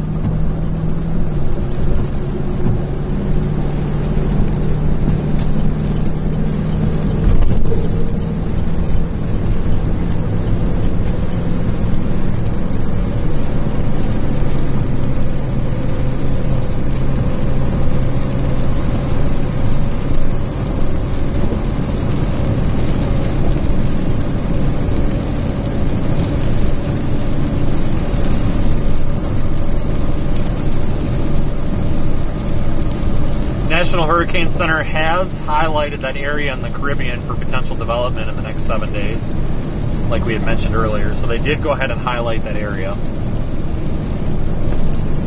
I'm not surprised. I think that was expected.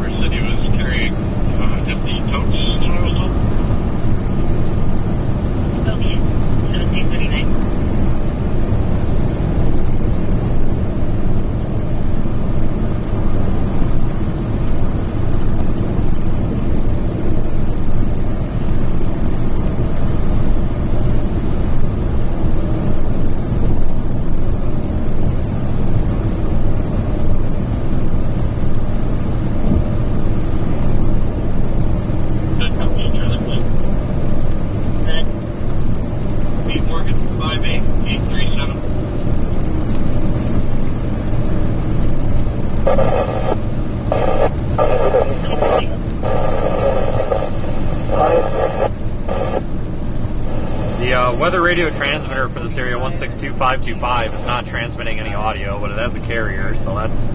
God, this government's got to fix this infrastructure. Like, there's people relying on these weather radio transmitters, and they never freaking work. Not the Weather Service's fault. It's whoever the hell Department of Commerce is in charge of this. It's ridiculous. So I'll be the weather radio. So this is for Cheyenne, Yuma, and Kit Carson counties. Weather Service just issued a severe thunderstorm warning. It goes until 6:15 p.m. Mountain Daylight Time, and it's for this that area there in yellow. Non-expiring on a 2021 Lake Sunday trailer. Again, that's for Cheyenne, Yuma, and Kit Carson counties until 6:15 Mountain Time. Just a minute or two ago, severe thunderstorms were located along a line extending from 14 miles east of Cope, which is where we just came through about 15 minutes ago, to near Bethune, to 12 miles north of Cheyenne Wells, home of the Tumbleweed Festival. Moving northeast at 55 miles per hour, 60 mile per hour wind speeds, along with nickel-sized hail. It's radar indicated. Those severe storms will be near Burlington around 5:45 p.m. Mountain Daylight Time and Bonnie Reservoir near 5:55 Mountain Daylight Time. Some locations included in these warnings, but not limited to: Joe's, Hale, First View, Kirk, Arapahoe, and Adalia. This includes following highways: Interstate 70 in Colorado between mile markers 414 and 450, Highway 385 between mile markers 136 and 226.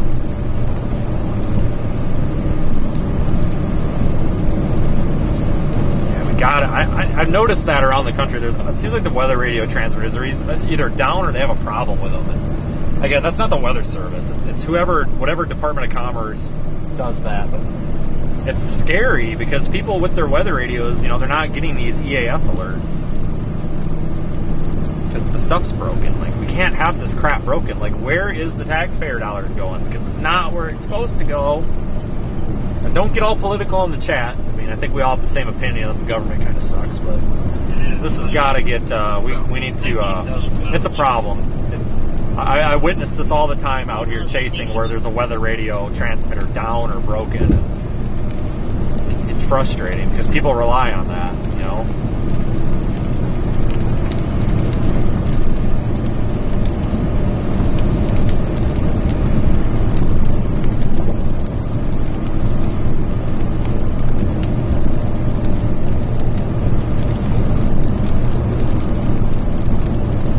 We are headed east right now. I'm going to try to see if we can get out ahead of this line. I think we should be able to. Might end up in Kansas here soon.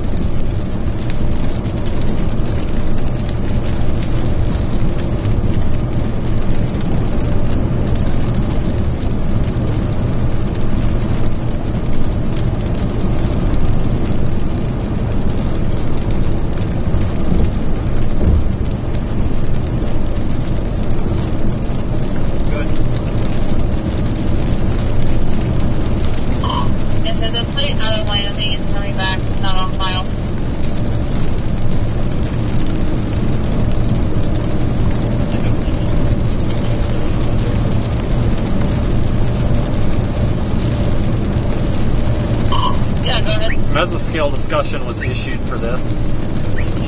Basically just says the severe thunderstorm watch, the hazards for severe wind continue, basically. Really nothing we didn't know already.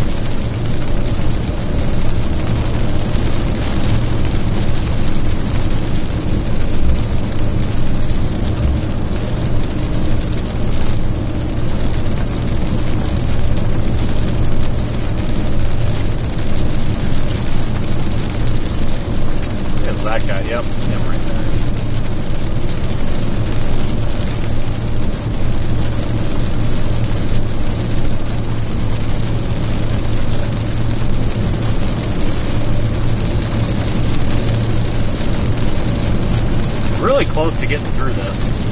Coming up to Burlington here pretty soon. We've covered a lot of ground today, honestly. A lot more than I thought we would.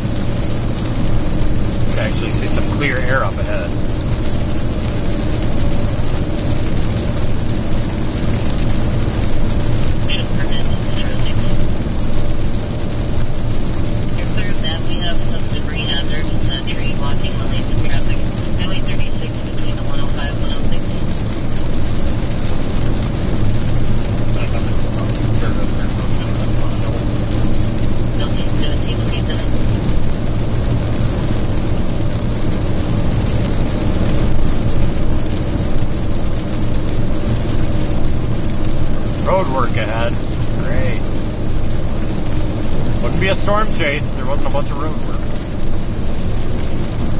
Found that out.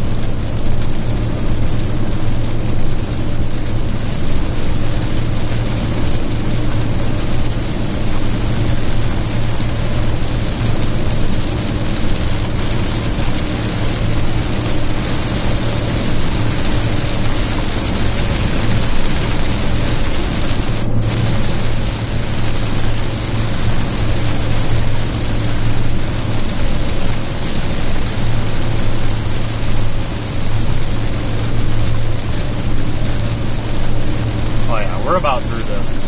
Gotta get the dust rinsed off here with the rain. Good. Tornado warning in Montana, of course there is. Great.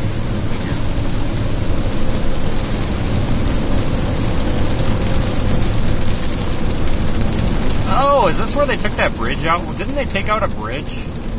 Or something? Saw something. No, that was in Kansas. Never mind. I don't know what. I have no idea what they're doing here. Honestly, no clue.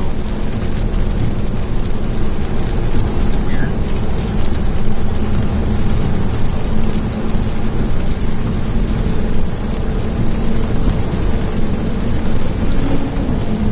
It's going to be walking eastbound in the westbound lanes of I-70, eastbound from the alignment where the injury currently. He's walking on the shoulder of the interstate. Black male, wearing a black hoodie, currently behind the DOW officer sits in the median.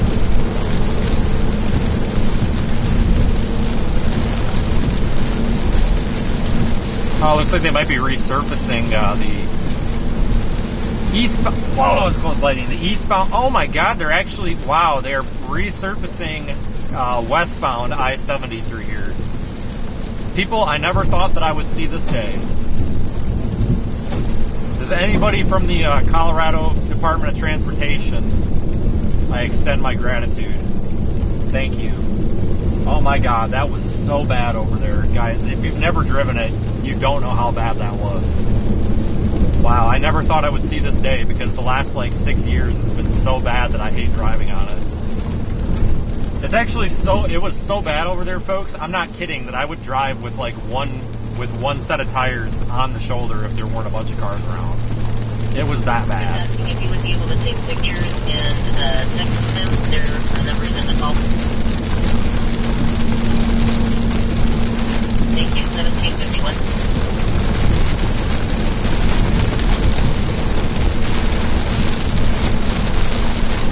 That's about on the edge of this range.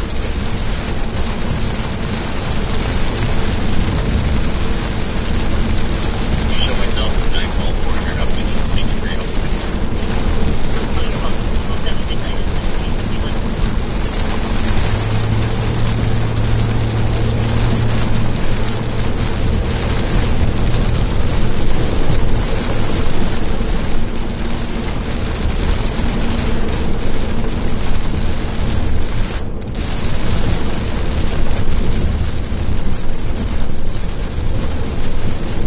First time that I've ever been happy to see road work.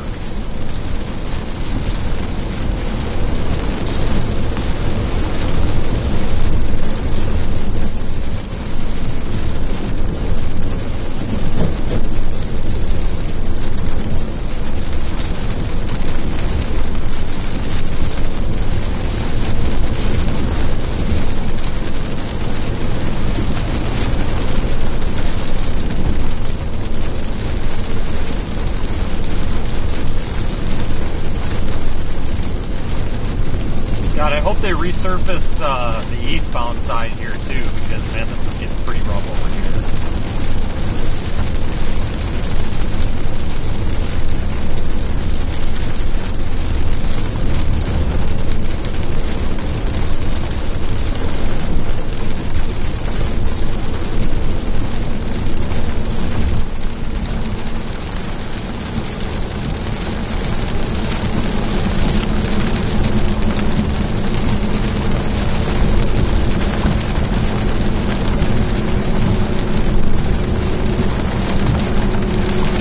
Well, this isn't good. We're slowing down. I hope we're not locked up here. I wonder how far this construction goes. Just wonder if we should get off on a state or county road or something. We can get off at Burlington up here and get on that highway, was it 24? Yeah, Highway 24 and take that. You might remember that from that snowstorm around Christmas time.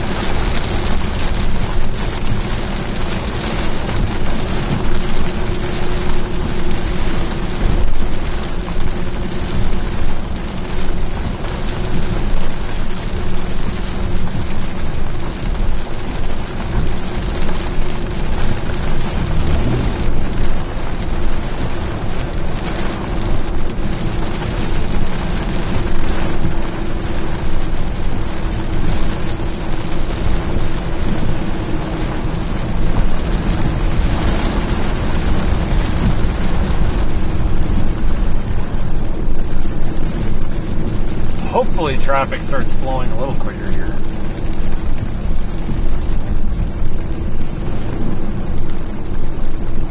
I'm assuming this probably goes all the way to Burlington. I doubt it goes to the state line.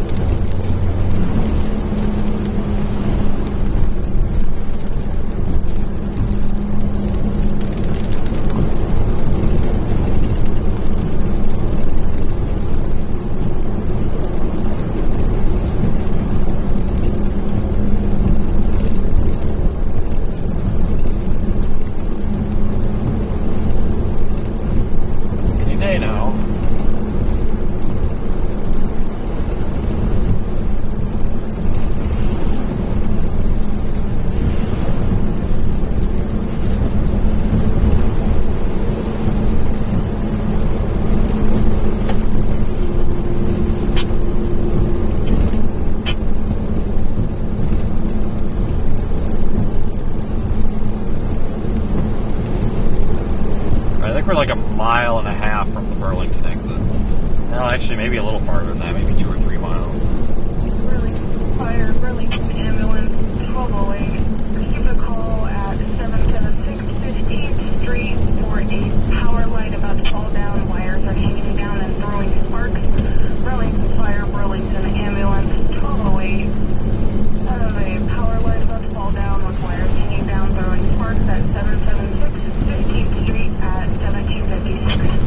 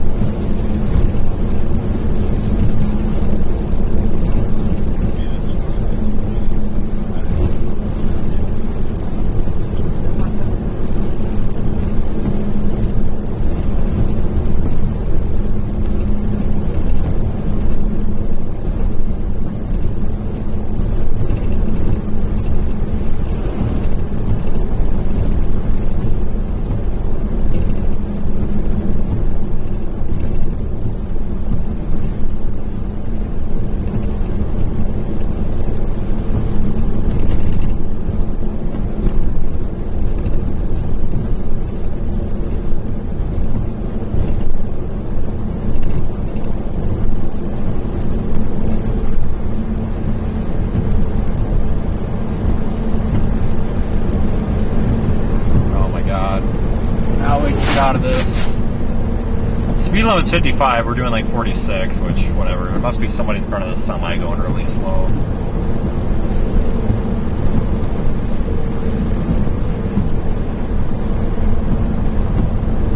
Looks like they're almost done with that resurfacing over there, so that's good.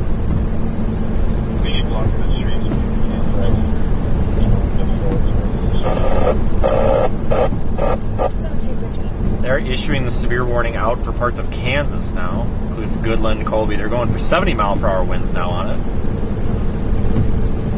A big warning there. Still no weather radio coverage. The carrier is there, but there's no audio. Kind of disgusting. It's not good.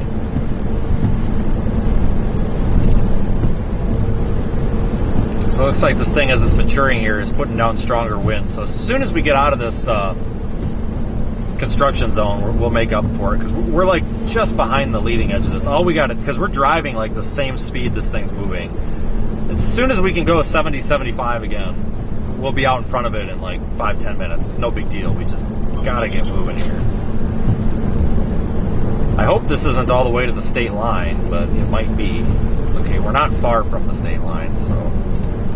I'll be arrived at 776 15th Street. Power line leaning and wires hanging down through.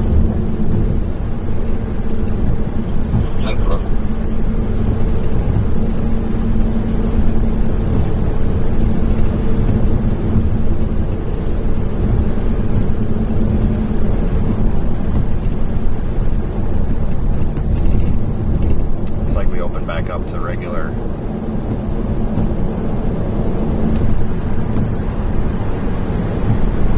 traffic here.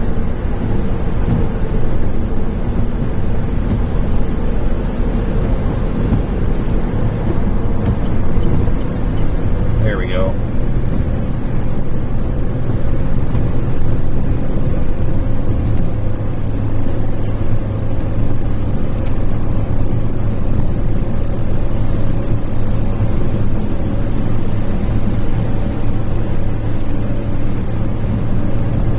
Now we're good to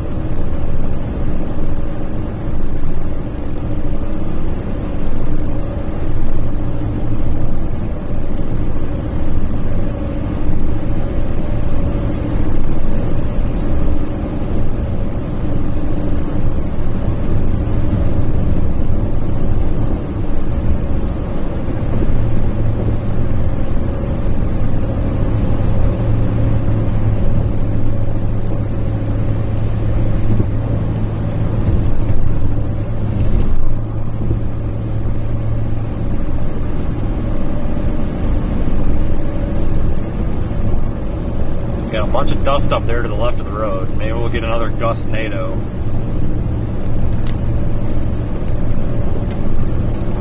Trying to see if I can book a hotel night there. I might have to drive way out of the area. There is nothing available out here. I mean, except for like shitty hotels that you get bed bugs at. What is going on? Nothing in Colby, nothing in Goodland, nothing in McCook, nothing in Lyman, nothing in Burlington. What? There must be like a state fair or something. I don't know what's going on here. Good, weird. Do you see another pull down up there past you?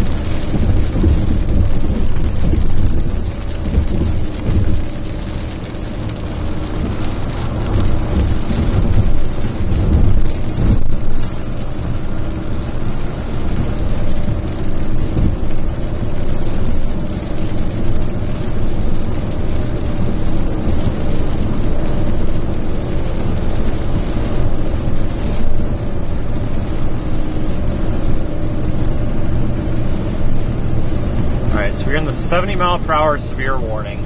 Those strongest winds are going to be a little bit out ahead of us here, but we're almost to them. Just a few minutes away. I got to get out ahead of them here. I'm going to drive through that big dust plume.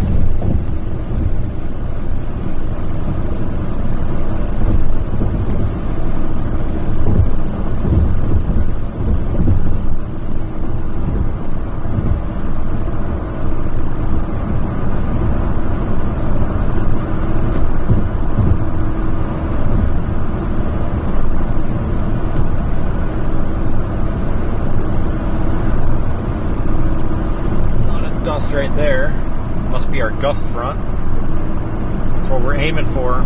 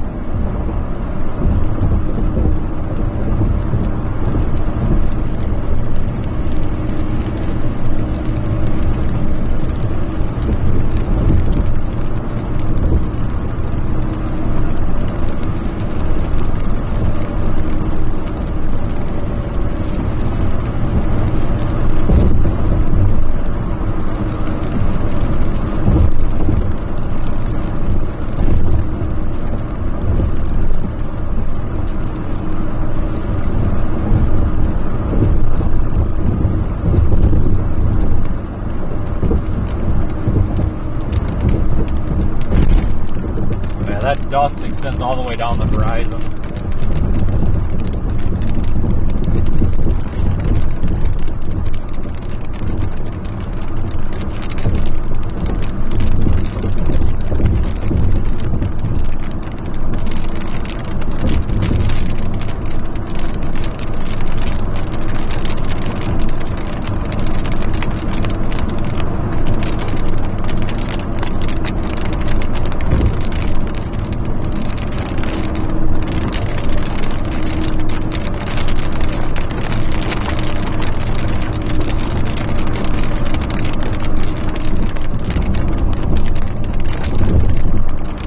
Visibility is about to go to pot here once we drive through that.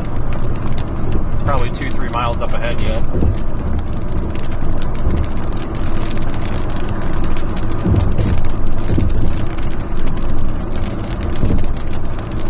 Still in mountain time, so it's still 6 o'clock, well 6:06 here.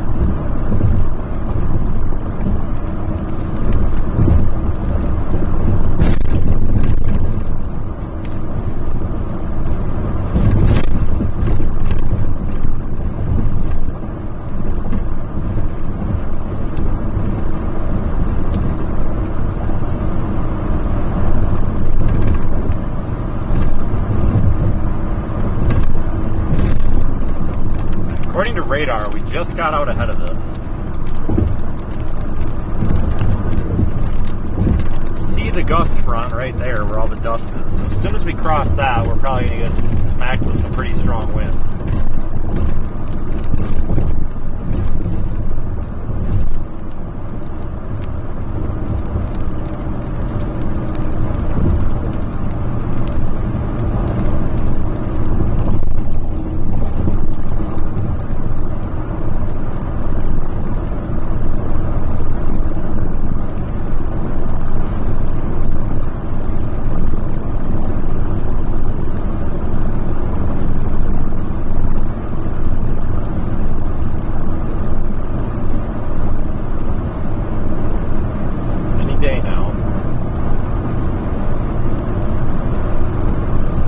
Actually see the gust front on radar. I think it's right here.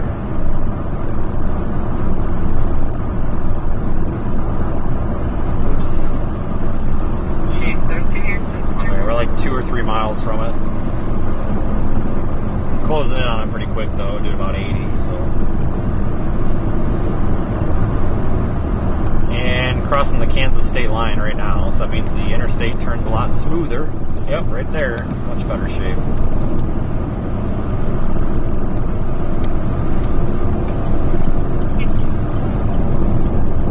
Back at the station, back in service. Have a good night.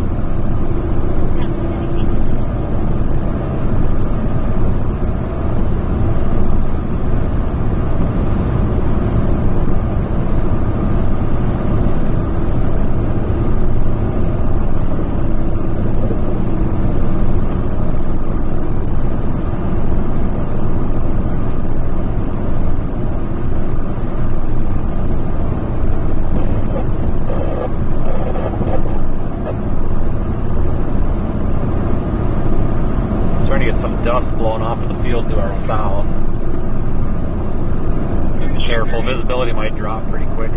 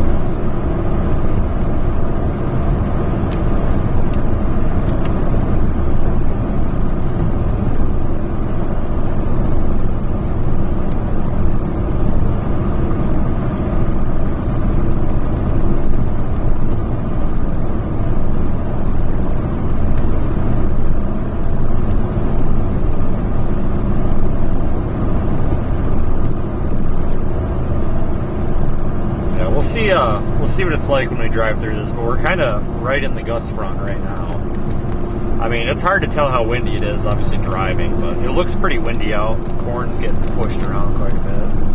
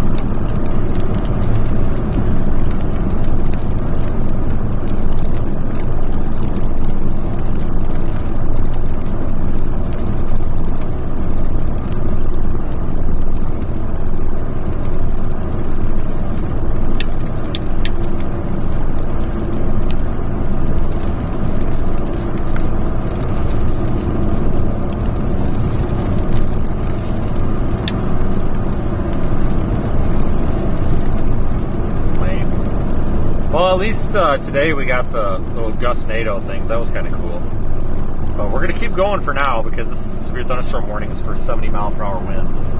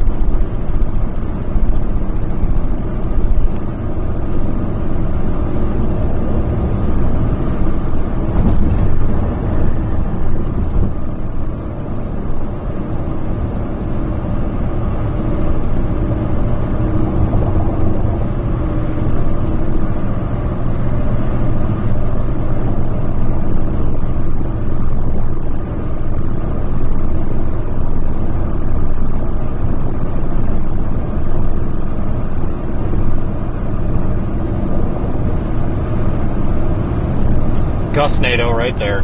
Oh man, Stout gustnado. Not joking either. Literally right there.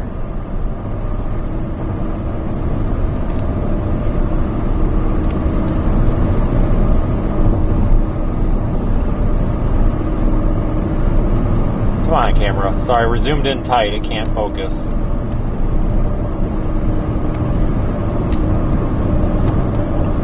Hold on.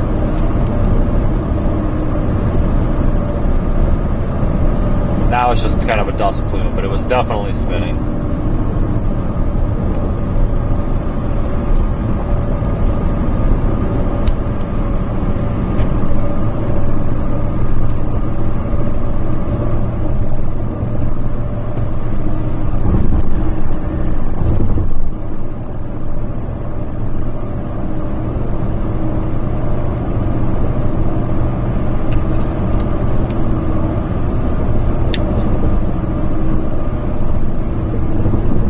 Dry field up ahead, picking up all that dust. Look at that all to our south. What a mess.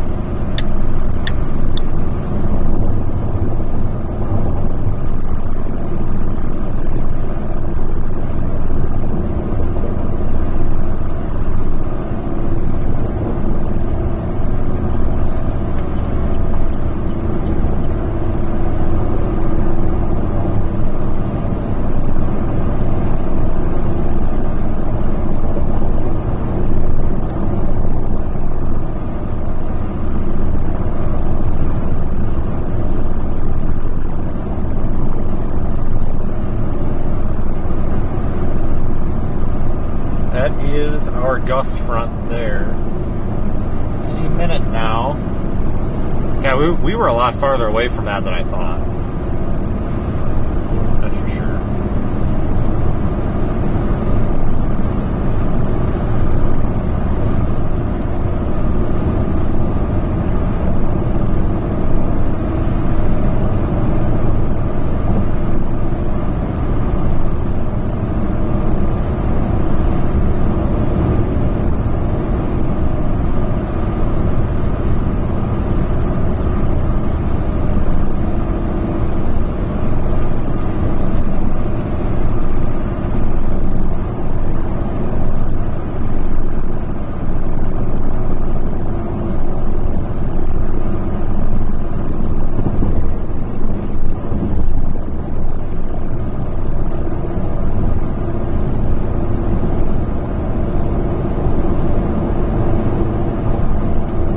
Right on the leading edge of this gust front. So if there's going to be any little gustnados, this is where we want to be to see them.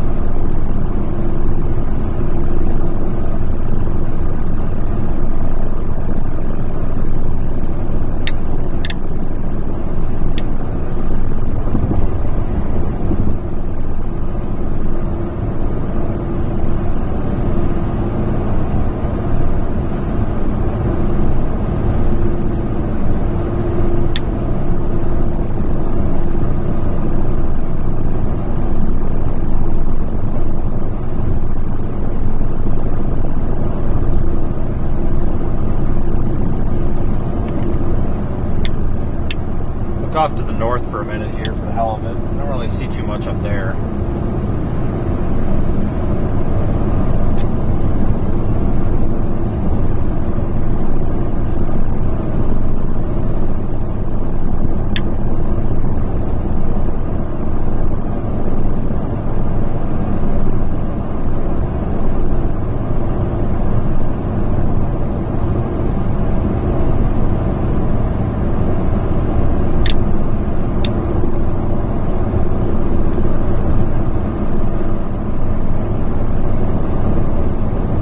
In it now, I guess.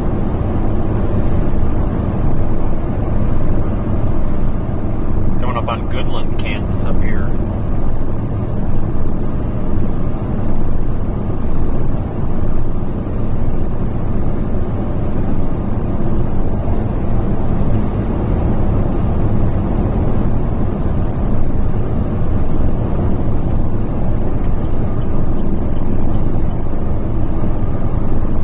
Truck's getting pushed around quite a bit now, so it's definitely windier.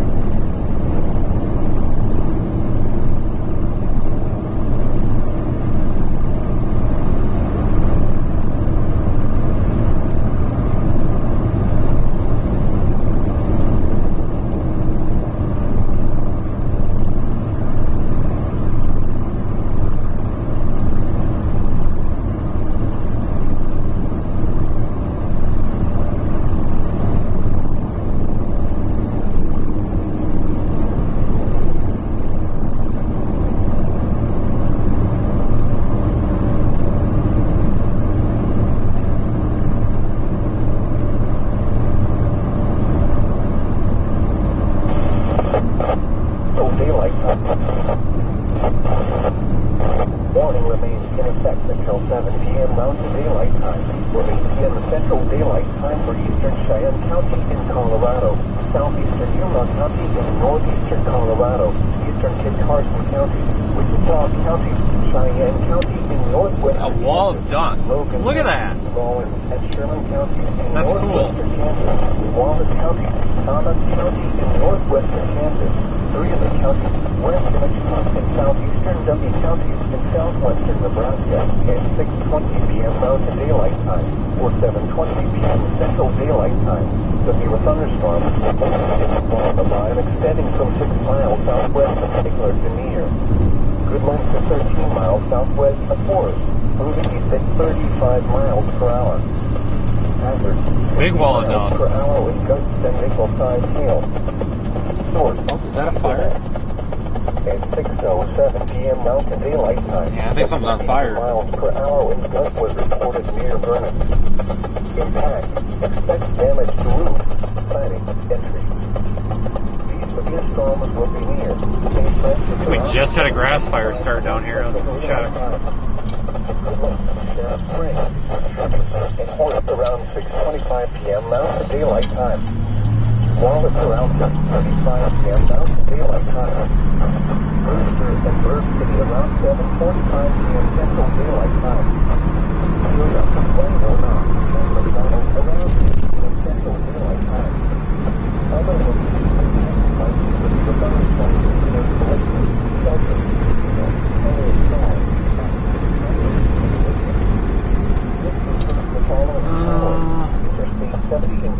Probably be, yeah, right down that road there, maybe? Oh, actually, why is that not? No, that's definitely a tractor. No, maybe not. No, that's definitely a tractor in a field. Now we got our first fire of the day right about there with that like white dust, but no, there's a tractor in a field, but it was white looking dust. It honestly looked like smoke. Thought we had our first fire of the day. Guess not. Alright, back to our regular plan here.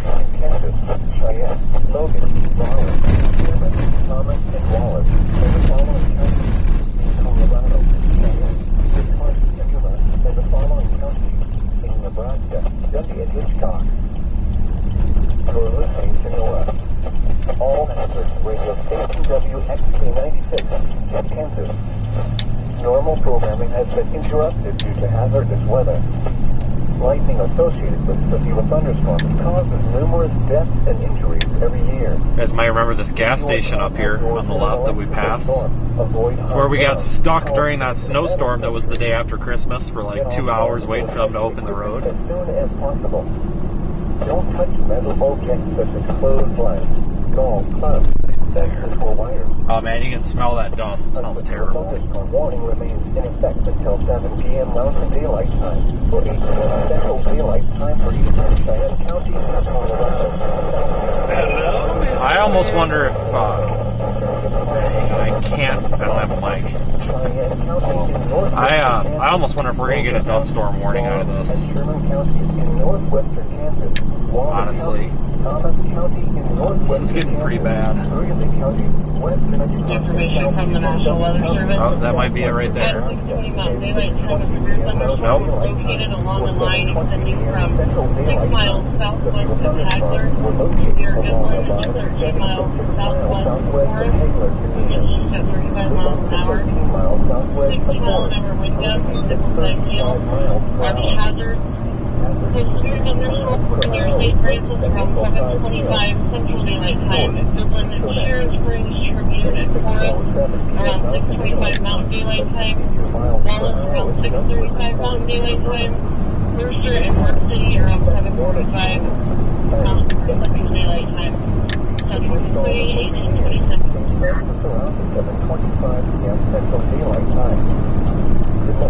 Okay, this is visibility looks like it's terrible in there. Like, this is not a full-fledged dust storm, but yeah, it looks like we might have some traffic problems from this if it keeps up, because that's really thick.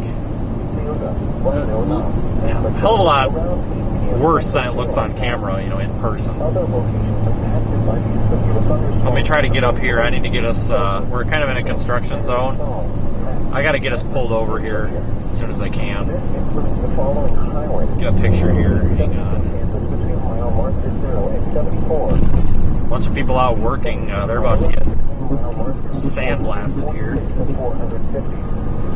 For your protection, move to an interior room on the lowest floor of the building. These thunderstorms will produce strong winds resulting in areas of near zero visibility and blowing dirt. Use extreme caution if you must travel and be alert for rapidly changing visibility. Repeating, a severe thunderstorm warning remains in effect until 8 p.m. Central Daylight Time or 7 p.m. Mountain Daylight Time for the following counties in Kansas: Cheyenne, Logan, Rollins, Sherman, Thomas, and Wallace, and the following counties in Colorado: Cheyenne, Kit Carson, and Yuma, and the following counties in Nebraska: Dundee and Hitchcock. You are listening to NOAA. All hazards radio station WXK96, Gem Kansas. Normal programming has been interrupted due to hazardous weather. Lightning associated Looking for a spot I can stop. Causes numerous deaths and injuries every year. If you are caught outdoors in an electrical Well, that right there would have been a avoid spot. cutting down, tall trees, and metal structures. Get off farm or heavy equipment as soon as possible. Don't touch metal objects such as clotheslines, golf clubs, fences, or wires. Maybe we need to get on 24 so we can stop. That runs parallel to 70, so I'm going to take the next exit ramp, which I think is up there, Edison.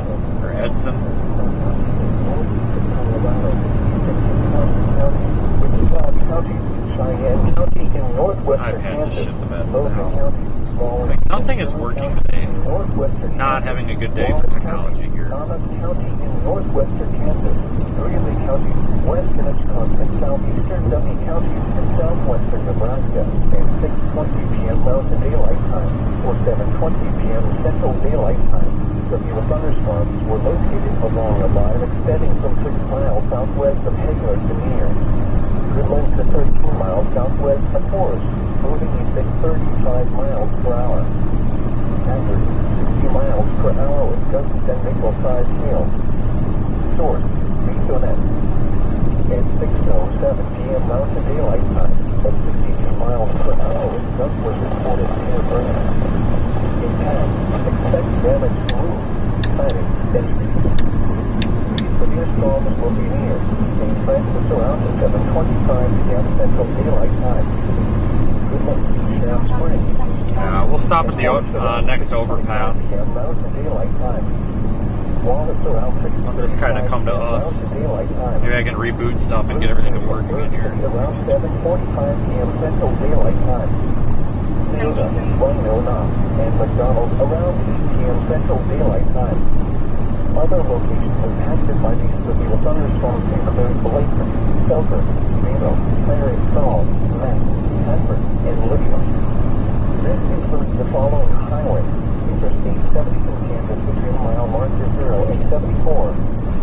Interstate 70 in Colorado between mile markers 446 and 450. For your protection, move to an interior room on the lowest floor of a building. If there's one of those U-turn areas in the middle of the road, I might settle for that. In areas of zero visibility and glowing dirt. The thing is, though, if you don't know where they're at, you blow by them before you realize they're there. Not marked. I think that one right there that we just blew by, that would have worked out. Or 7 p.m. Mountain Daylight Time for the following counties: in Kansas, Cheyenne, Logan, Raleigh, Sherman, Thomas, and Wallace. Okay. In Colorado, Cheyenne, Let's see here. and the following counties: in Nebraska, W and Hitchcock. You're listening to NOS. All hazard radio station WXC96, Jeff Kansas. Normal programming has been interrupted due to hazardous weather. A severe thunderstorm warning means that severe weather has been observed or indicated by radar. Stores in the path of the storm. Move indoors to a sturdy structure and stay away from windows until the storm passes. A severe thunderstorm warning remains. Oh, definitely managed to get ahead of it. Mountain Daylight Time for 8 p.m. Central Daylight Time. Which is good. That's what we wanted to do. Colorado, southeastern Sherman County, and northeastern Colorado. Executive Carson County, Wichita County, Cheyenne County, northwestern Kansas, Logan County, Baldwin, and Sherman County, and northwestern Kansas, Wallace County, Thomas County, and northwestern Kansas. 3 of the counties, western and southeastern W. A severe thunderstorm warning remains in effect until 7 p.m. 1.5 miles here. Yeah, we'll do that. We'll just take our 1.25 miles. We'll just take that exit, County 29. I believe that's an overpass. I don't think it's an underpass. So. Northwestern Kansas, western Wisconsin, southeastern W counties, and southwestern Nebraska, at 6:30 p.m. Mountain Daylight Time, or 7:30 p.m. Central Daylight Time. Severe thunderstorms were located along a line extending from 7 miles east of Hagler to 10 miles northeast of Goodland to 7 miles south of Tribune, moving northeast at 70 miles per hour. Hazard, 60 miles per hour with gusts and nickel-sized hail. Source, train spotter. At 6:25 p.m. Mountain Daylight Time, estimated 60 miles per hour winds were reported 13 miles northwest of St. Francis. Impact, expect damage to roofs, siding, and trees. These severe storms will be near Brewster and Bird City around 7:35 p.m. Central Daylight Time. Wallace around 6:35 p.m. Mountain Daylight Time. McDonald around 7:40 p.m. Central Daylight Time. Sankelman around 6:40 p.m. Mountain Daylight Time. Leota, Nevada, and Wino now around 7:45 p.m. Central Daylight Time. Russell Springs around 7:50 p.m. Central Daylight Time. Colby, Atwood, and Stratton around 7:55 p.m. Central Daylight Time. Monument, Gem, and Ludell around 8 p.m. Central Daylight Time. Other locations impacted by these severe thunderstorms include Blakeman, Selkirk, Mingo, Marion, Saul, Max, Hanford, and Lydia. This includes Interstate 70 in Kansas between mile markers 1 and 74. For your protection, move get a picture or two room here. on the lowest floor of a building.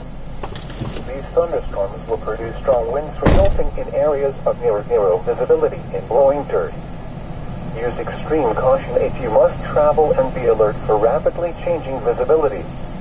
Repeating, a severe thunderstorm warning remains in effect until 8 p.m. Central Daylight Time or 7 p.m. Mountain Daylight Time for the following counties: in Kansas, Cheyenne, Logan, Rawlins, Sherman, Thomas, and Wallace, and the following counties in Nebraska, Dundee and Hitchcock. You're listening to NOAA. All hazards radio station WXK96, Jet, Kansas. Hold on, I'm going to use this Normal camera. programming has been interrupted due to hazardous weather. A severe thunderstorm warning means that severe weather has been observed or indicated by radar. If you are in the path of the storm, move indoors to a sturdy structure and stay away from windows until the storm passes. A severe thunderstorm warning remains in effect until 7 p.m. Mountain Daylight Time, or 8 p.m. Central Daylight Time for Wichita and Wallace counties in west central Kansas, Cheyenne and Thomas counties in northwestern Kansas, Logan County, Rawlins County in northwestern Kansas, Greeley County, Sherman County in northwestern Kansas, western Hitchcock and southeastern Dundee counties in southwestern Nebraska at 6:30 p.m. Mountain Daylight Time or 7:30 p.m. Central Daylight Time. Severe thunderstorms were located along a line extending from 7 miles east of Hagler to 10 miles northeast of Goodland to 7 miles south of Tribune, moving northeast at 70 miles per hour. Hazard, 60 miles per hour wind gusts and nickel-sized hail. I was looking for something. Source, train spotter. At 6:25 p.m. Mountain Daylight Time, estimated 60 miles per hour winds were reported 13 miles northwest of St. Francis. Impact, expect damage to roofs, siding, and trees. These severe storms will be near Brewster and Bird City around 7:35 p.m. Central Daylight Time. Wallace around 6:35 p.m. Mountain Daylight Time. McDonald around 7:40 p.m. Central Daylight Time. Bankelman around 6:40 p.m. Mountain Daylight Time. Leota, Levant, and Wino now around 7:45 p.m. Central Daylight Time. Russell Springs around 7:50 p.m. Central Daylight Time. Colby, Atwood, and Stratton around 7:55 p.m. Central Daylight I had Time. a bolt. Even though I use Loctite on everything, I have a bolt on the push bumper that holds one of the light pods that Other locations impacted by these backed itself out, and the bolt's not there anymore, and everything's kind of leaning. The light pod's kind of leaning, so I put a zip tie on it. I'll get a replacement bolt, but alright, I think we'll continue on now.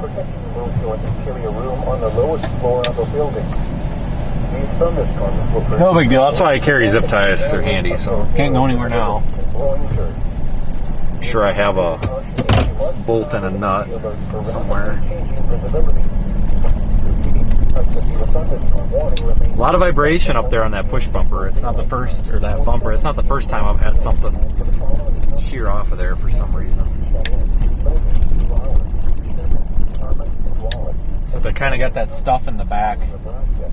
I threw my tool bag where it doesn't normally go, and now it's rattling around back there. Kind of annoying.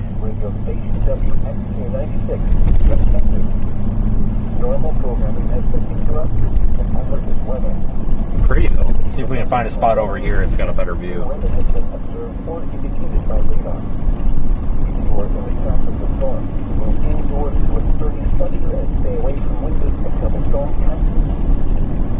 A severe thunderstorm warning remains in effect until 7 p.m. Mountain Daylight Time or 8 p.m. Central Daylight Time for Wichita and Wallace. Well, I'm going to back us into this field driveway or whatever this is here. In northwestern Kansas, Logan County, Rawlins County in northwestern Kansas, Greeley County, Sherman County in northwestern Kansas, western Hitchcock and southeastern Dundee counties and southwestern Nebraska at 6:30 p.m. Mountain Daylight Time or 7:30 p.m. Central Daylight Time. Severe thunderstorms were located along a line extending from 7 miles east of Hagler to 10 miles northeast of Goodland to 7 miles south of Tribune, moving northeast at 70 miles per hour.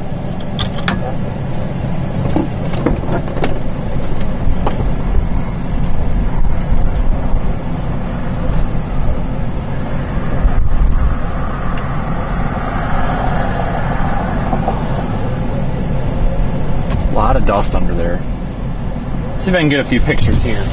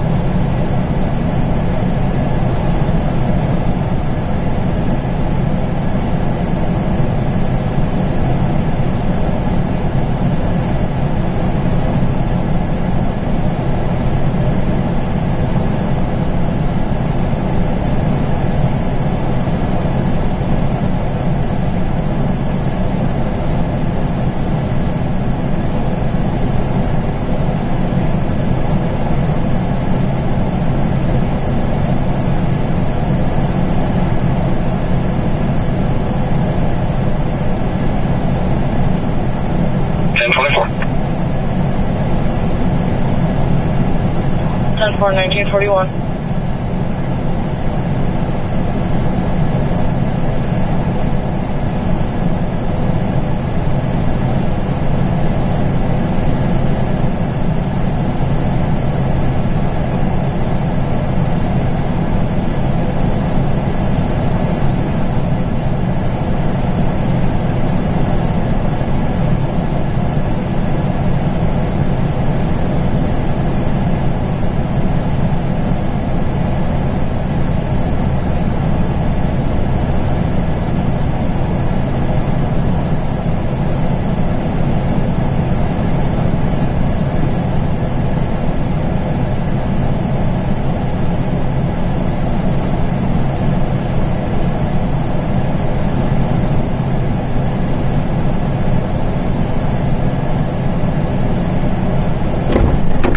Hold on, folks. I walked into one of those bushes that have those little prickly things on it. So they're all over my pants. And I can't sit down now until I get them out. Ouch, damn it. Shit, they're freaking everywhere. This is gonna be a minute. Ow! God damn it! Frick! I gotta get a pliers.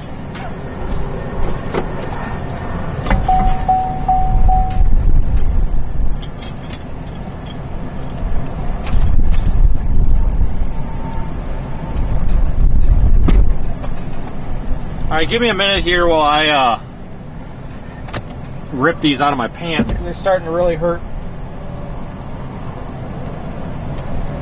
Oh yeah, pliers is the way to do it. That one cut my finger wide open. No on-the-job injuries now. Can you give me try one?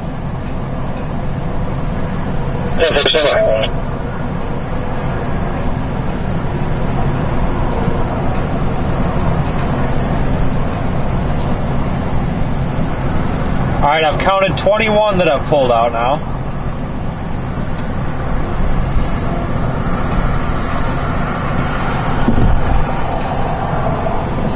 West 23, 2018, 24. Review reports they are in need of a tire change. They do have a spare.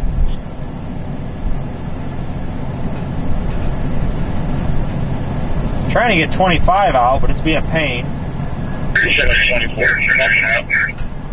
25, 20.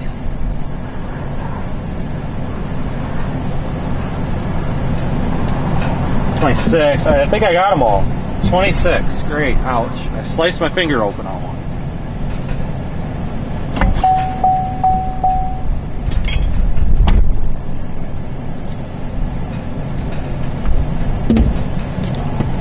But we're good now.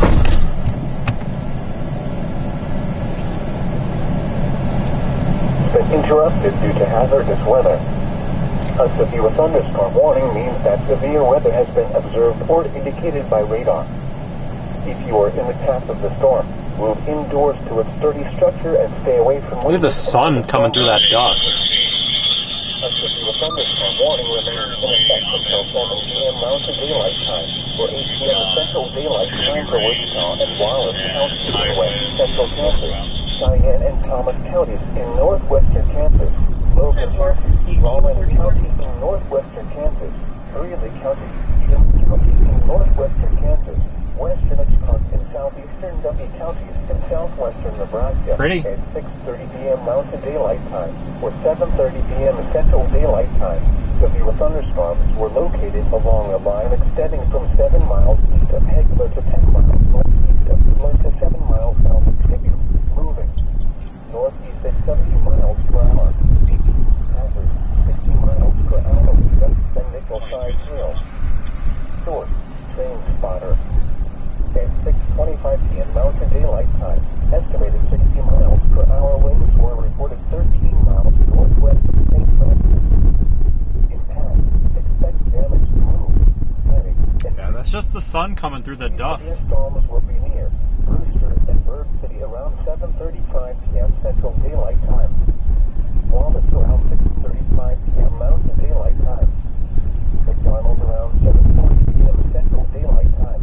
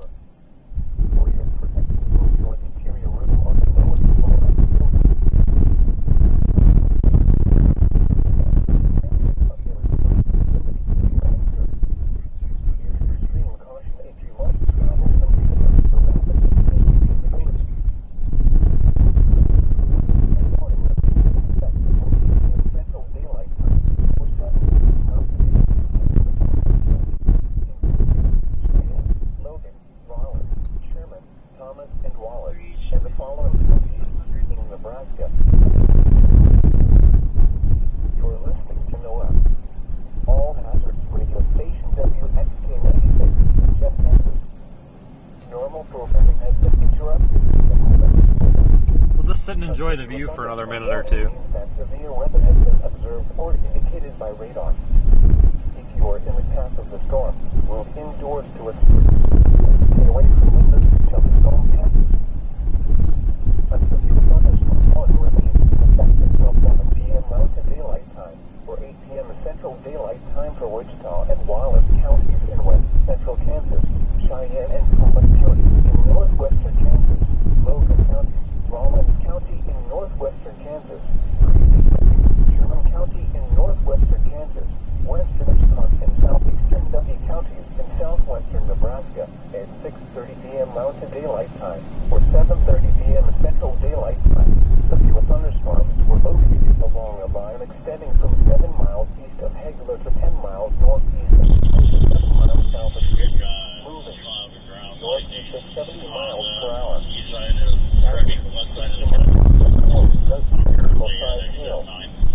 Source, training spotter. At 6:25 p.m. Mountain Daylight Time, at 60 miles per hour winds were reported 13 miles northwest of St. Francis. Impact. Expect damage to roofs, siding, and trees.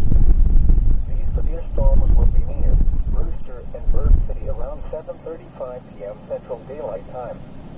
Wallace around 6:35 p.m. Mountain Daylight Time. McDonald around 7:40 p.m. Central Daylight Time. Bankelman around 6:40 p.m. Mountain Daylight Time.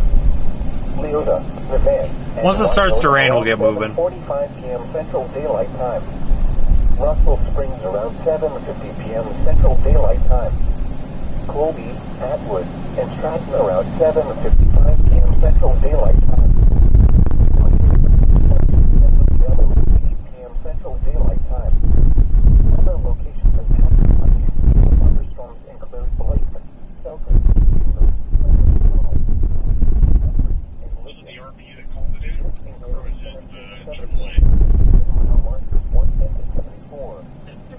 For your protection, move to an interior room on the lowest floor of a building. Or I went to the 49 and 77. I'm going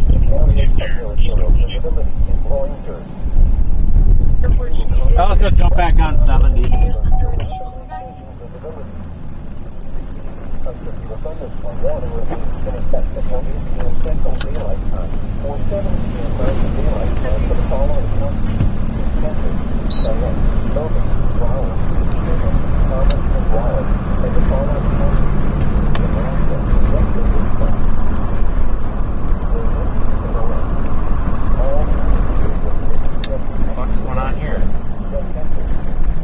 normal programming has been interrupted. No idea what's going on there. It's weird. People are weird.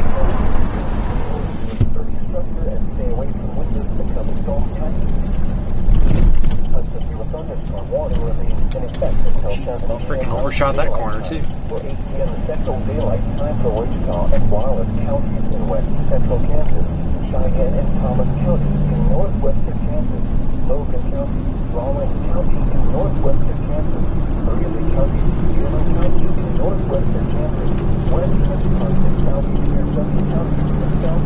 A severe thunderstorm warning remains in effect until 7 p.m. Mountain Daylight Time, or 8 p.m. Central Daylight Time for Wichita and Waelti counties in west central Kansas. Super trucker here, about 1,000 miles an hour.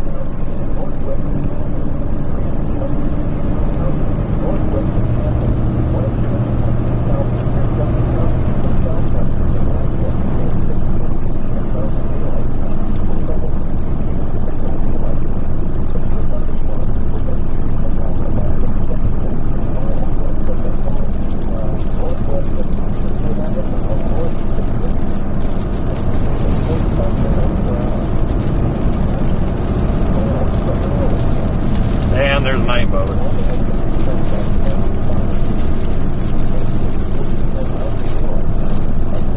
Severe thunderstorm warning still in effect for 60 mile per hour winds.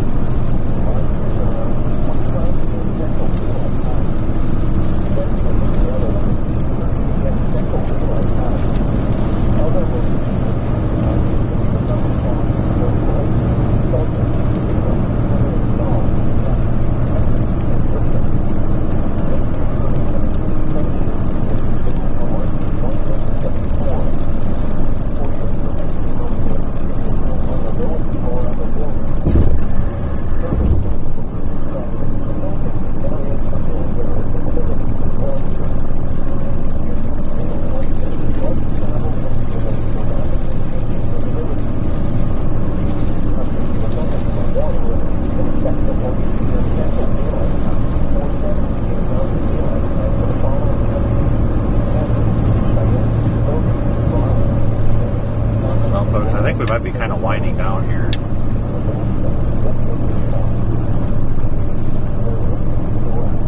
Definitely glad that I came out today. It's definitely worth it.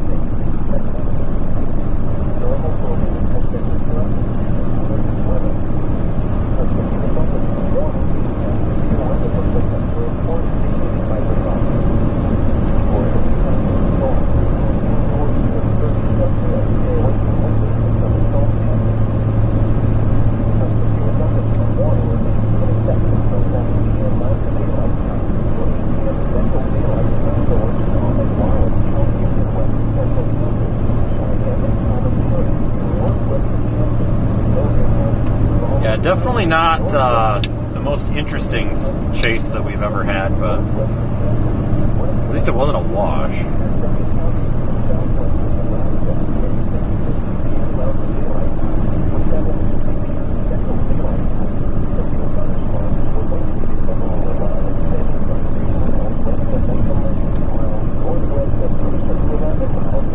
Try to get the chat back up here.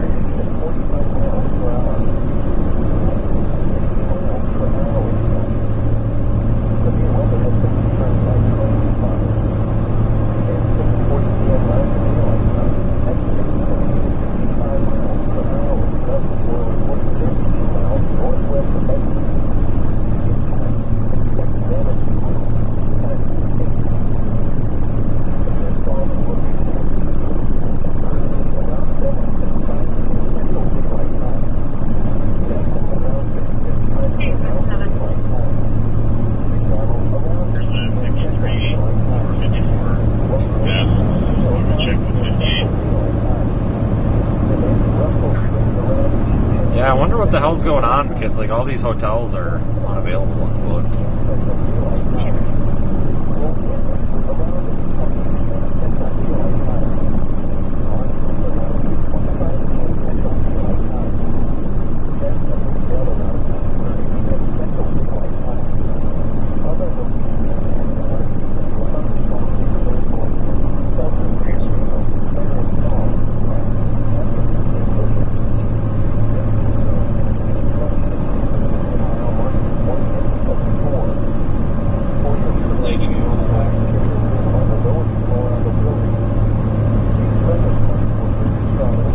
Wow, look at the moon. Hold on.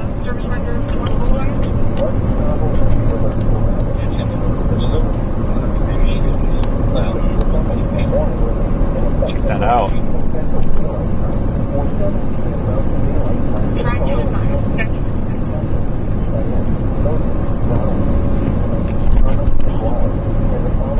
It is indeed the moon.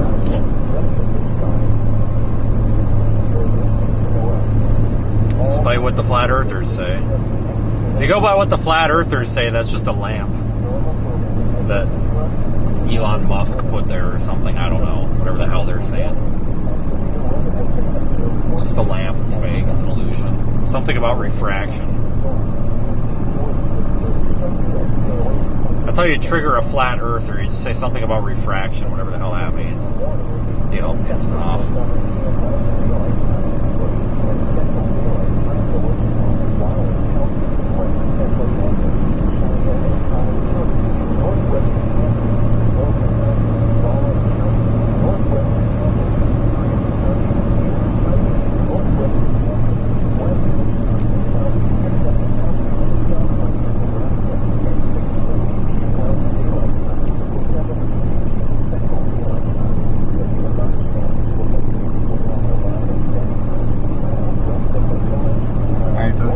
Probably going to get out of here. I think this is kind of shit the bed. I'm going to figure out what I'm going to do, because what I'm going to do for the rest of the week depends on what I do tonight, because if we're going west, I'm probably going to go to Lyman, which is about an hour and 15 minutes west.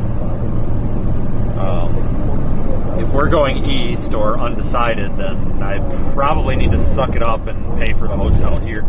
I think there's a Hampton Inn that's not sold out around here that I think I can get. It's like $180, but it's literally like the only option. So I think I have an option. It's just not a good one. It's like they're reissuing the severe warning for 60-mile-per-hour winds. It's a big severe warning. It's like half the state of freaking Kansas.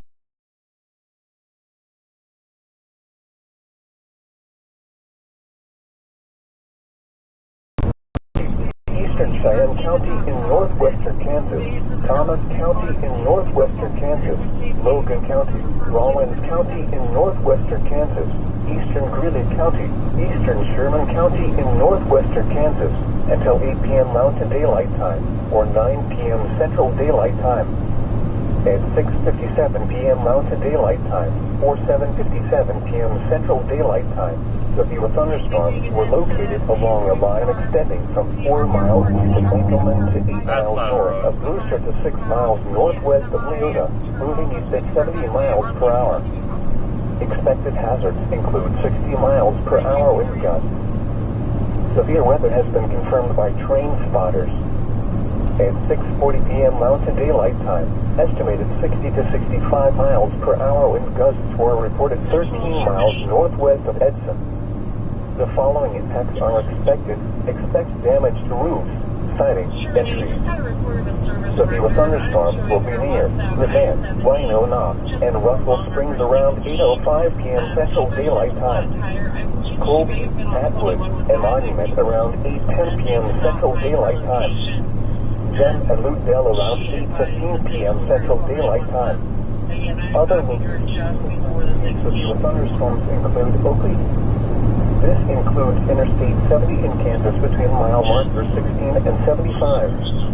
Repeating, a severe thunderstorm warning has been issued until 9 p.m. Central Daylight Time, or 8 p.m. Mountain Daylight Time for the following counties in Kansas: Cheyenne, Logan, Rawlins, Sherman, Thomas, and Wallace.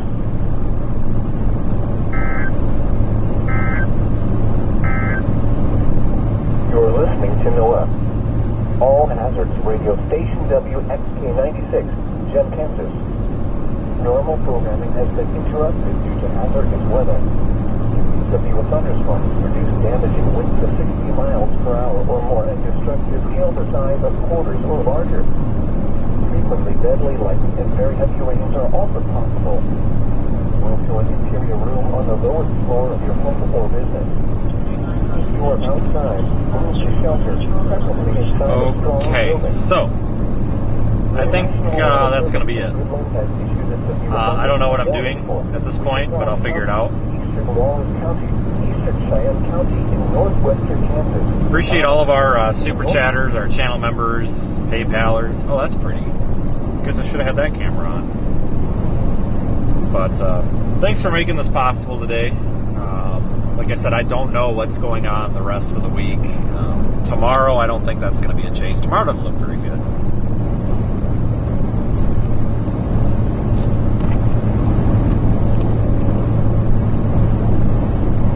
Day 3, maybe, but I need to figure out, I guess I need to look at day 5 as well here and figure this out.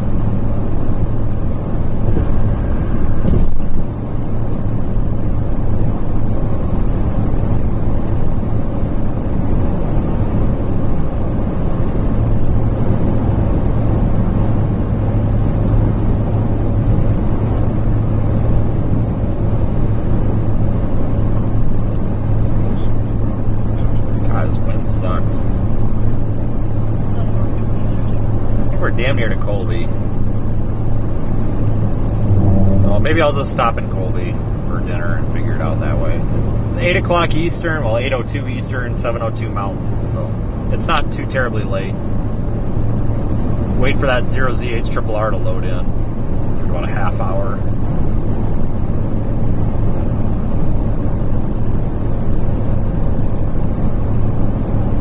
Could go out the 18Z NAM, but I don't like the NAM. 6 miles northwest of Leota, moving east at 70 miles an hour. 60 mile an hour wind gusts are the hazards. Impacted location. This will be near Levant, Winona, and Russell Springs at around 8:05. We'll be Atwood and Monument at around 8:10. And Jim and Lutedale around 8:15. Central Mississippi, 1903.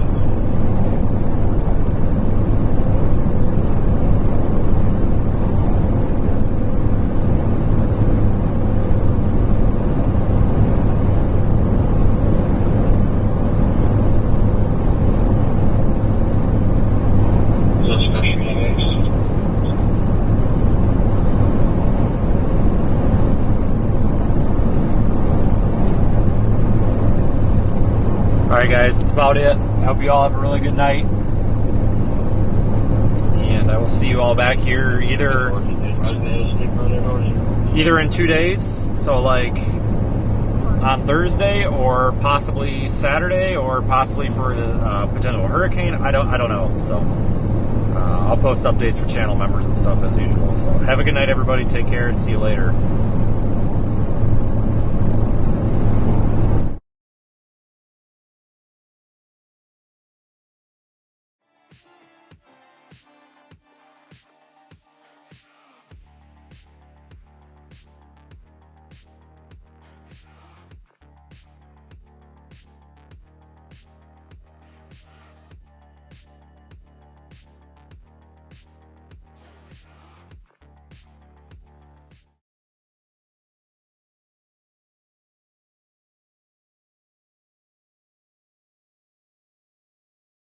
Hey, hold on a second, everybody.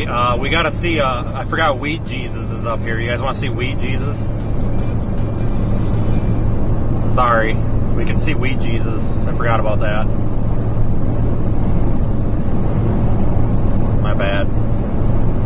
Yeah, this jerk off and pass me. Get the fuck out of my goddamn... Not that one, the other one. God, I hate when people leave their high beams on right near the side mirror. Yeah, we got Wheat Jesus coming up, which is kind of the dumbest thing I've ever seen, but it's usually good luck for storm chases, so.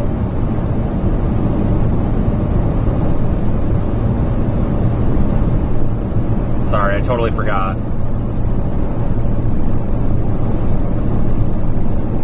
We're almost there.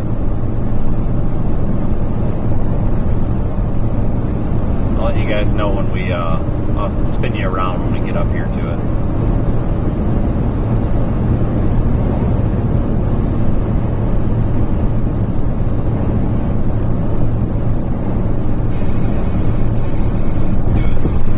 I can't believe I almost forgot to show everybody Wheat Jesus.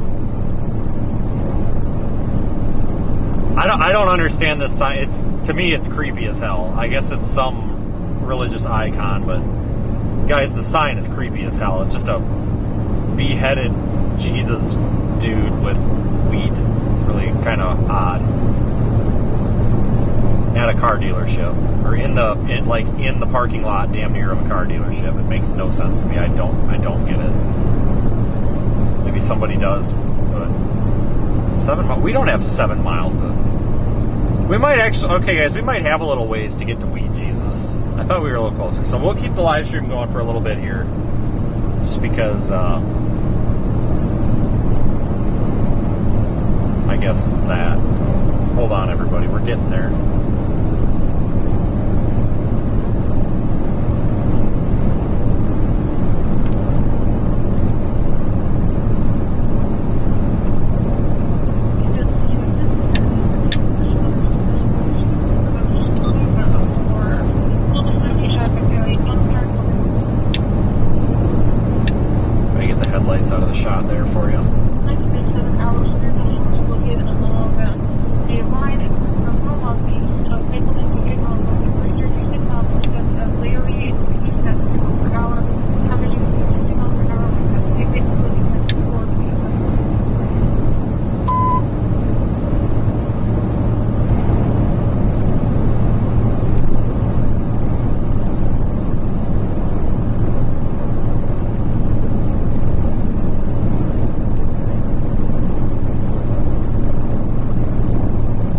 Behind us, like, nobody ever wants to pass, but they sure do have no problem leaving their high beams on directly behind you. Like 4 cars doing that.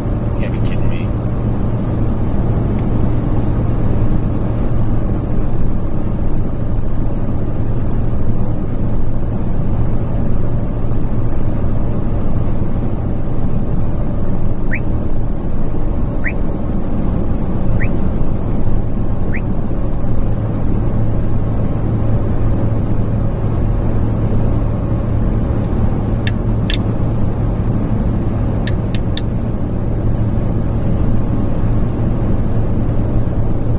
Over the, I see some lights, so just over the hill and everything.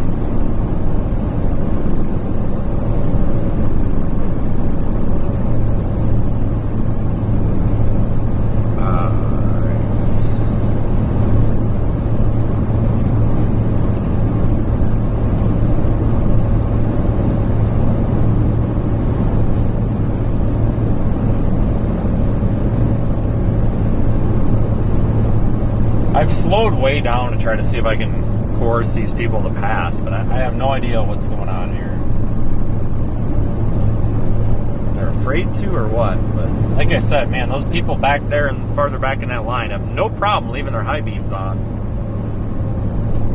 There's a cop sitting up here. If you don't pull them over, I'm going to be a little disgusted, because that's leaving your high beams on and stuff when you're 2 feet off a car's bumper is really dangerous. It's blinding the shit out of everybody at that point. It's really stupid. I hate when people do that. It's like they're not teaching kids in driver's ed anymore to dim their high beams or something. Like, I was always taught that when you're within like 300 feet of another car that's oncoming or you're behind them, you flip your high beams off so that you're not blinding them, and then when you pass them, you turn them back on. But people don't do that anymore, I guess. No idea. Like, I've noticed that over the past few years. Just not caring anymore.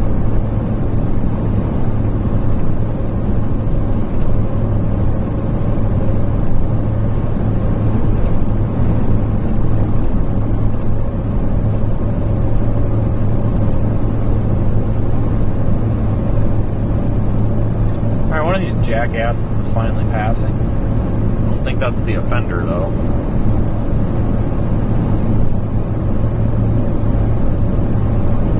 I'm gonna put some window tint on my side mirrors. That's enough. That's the final straw. I can't. This just. I've got 5% tint on my truck, on top of whatever the hell factory is. Like, it's dark, and if it's still burning my eyeballs, then there's a problem. I'm gonna see if I can tint my side mirrors. Lose a little visibility, I don't care. I got a backup camera. Like, I can't. It's less dangerous than being blinded all the time. Now people are passing. There we go. I got the hint now. Alright, we'll be coming up on Wheat Jesus here momentarily. It's gonna be over there. It's gonna be a little blurry. I can't really focus this at night, but we'll see it shortly.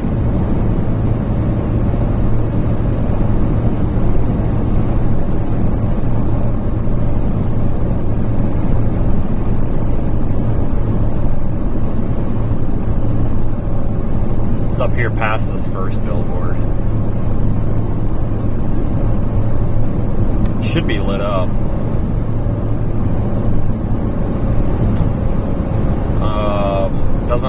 Why don't I? Are the lights out on it? We should be seeing it. It's not. Oh no! Did they not pay the electric bill?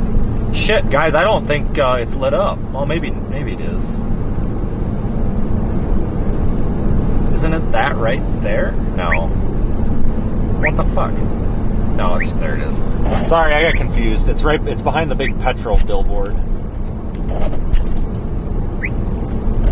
don't know if I'm gonna be able to do this. There it is. It's Wheat Jesus. Like, that's not creepy as hell. Looks like he's holding a marijuana plant, but whatever. There he is. Bye, Jesus. If anybody knows why he's holding what looks like a pot plant, let me know.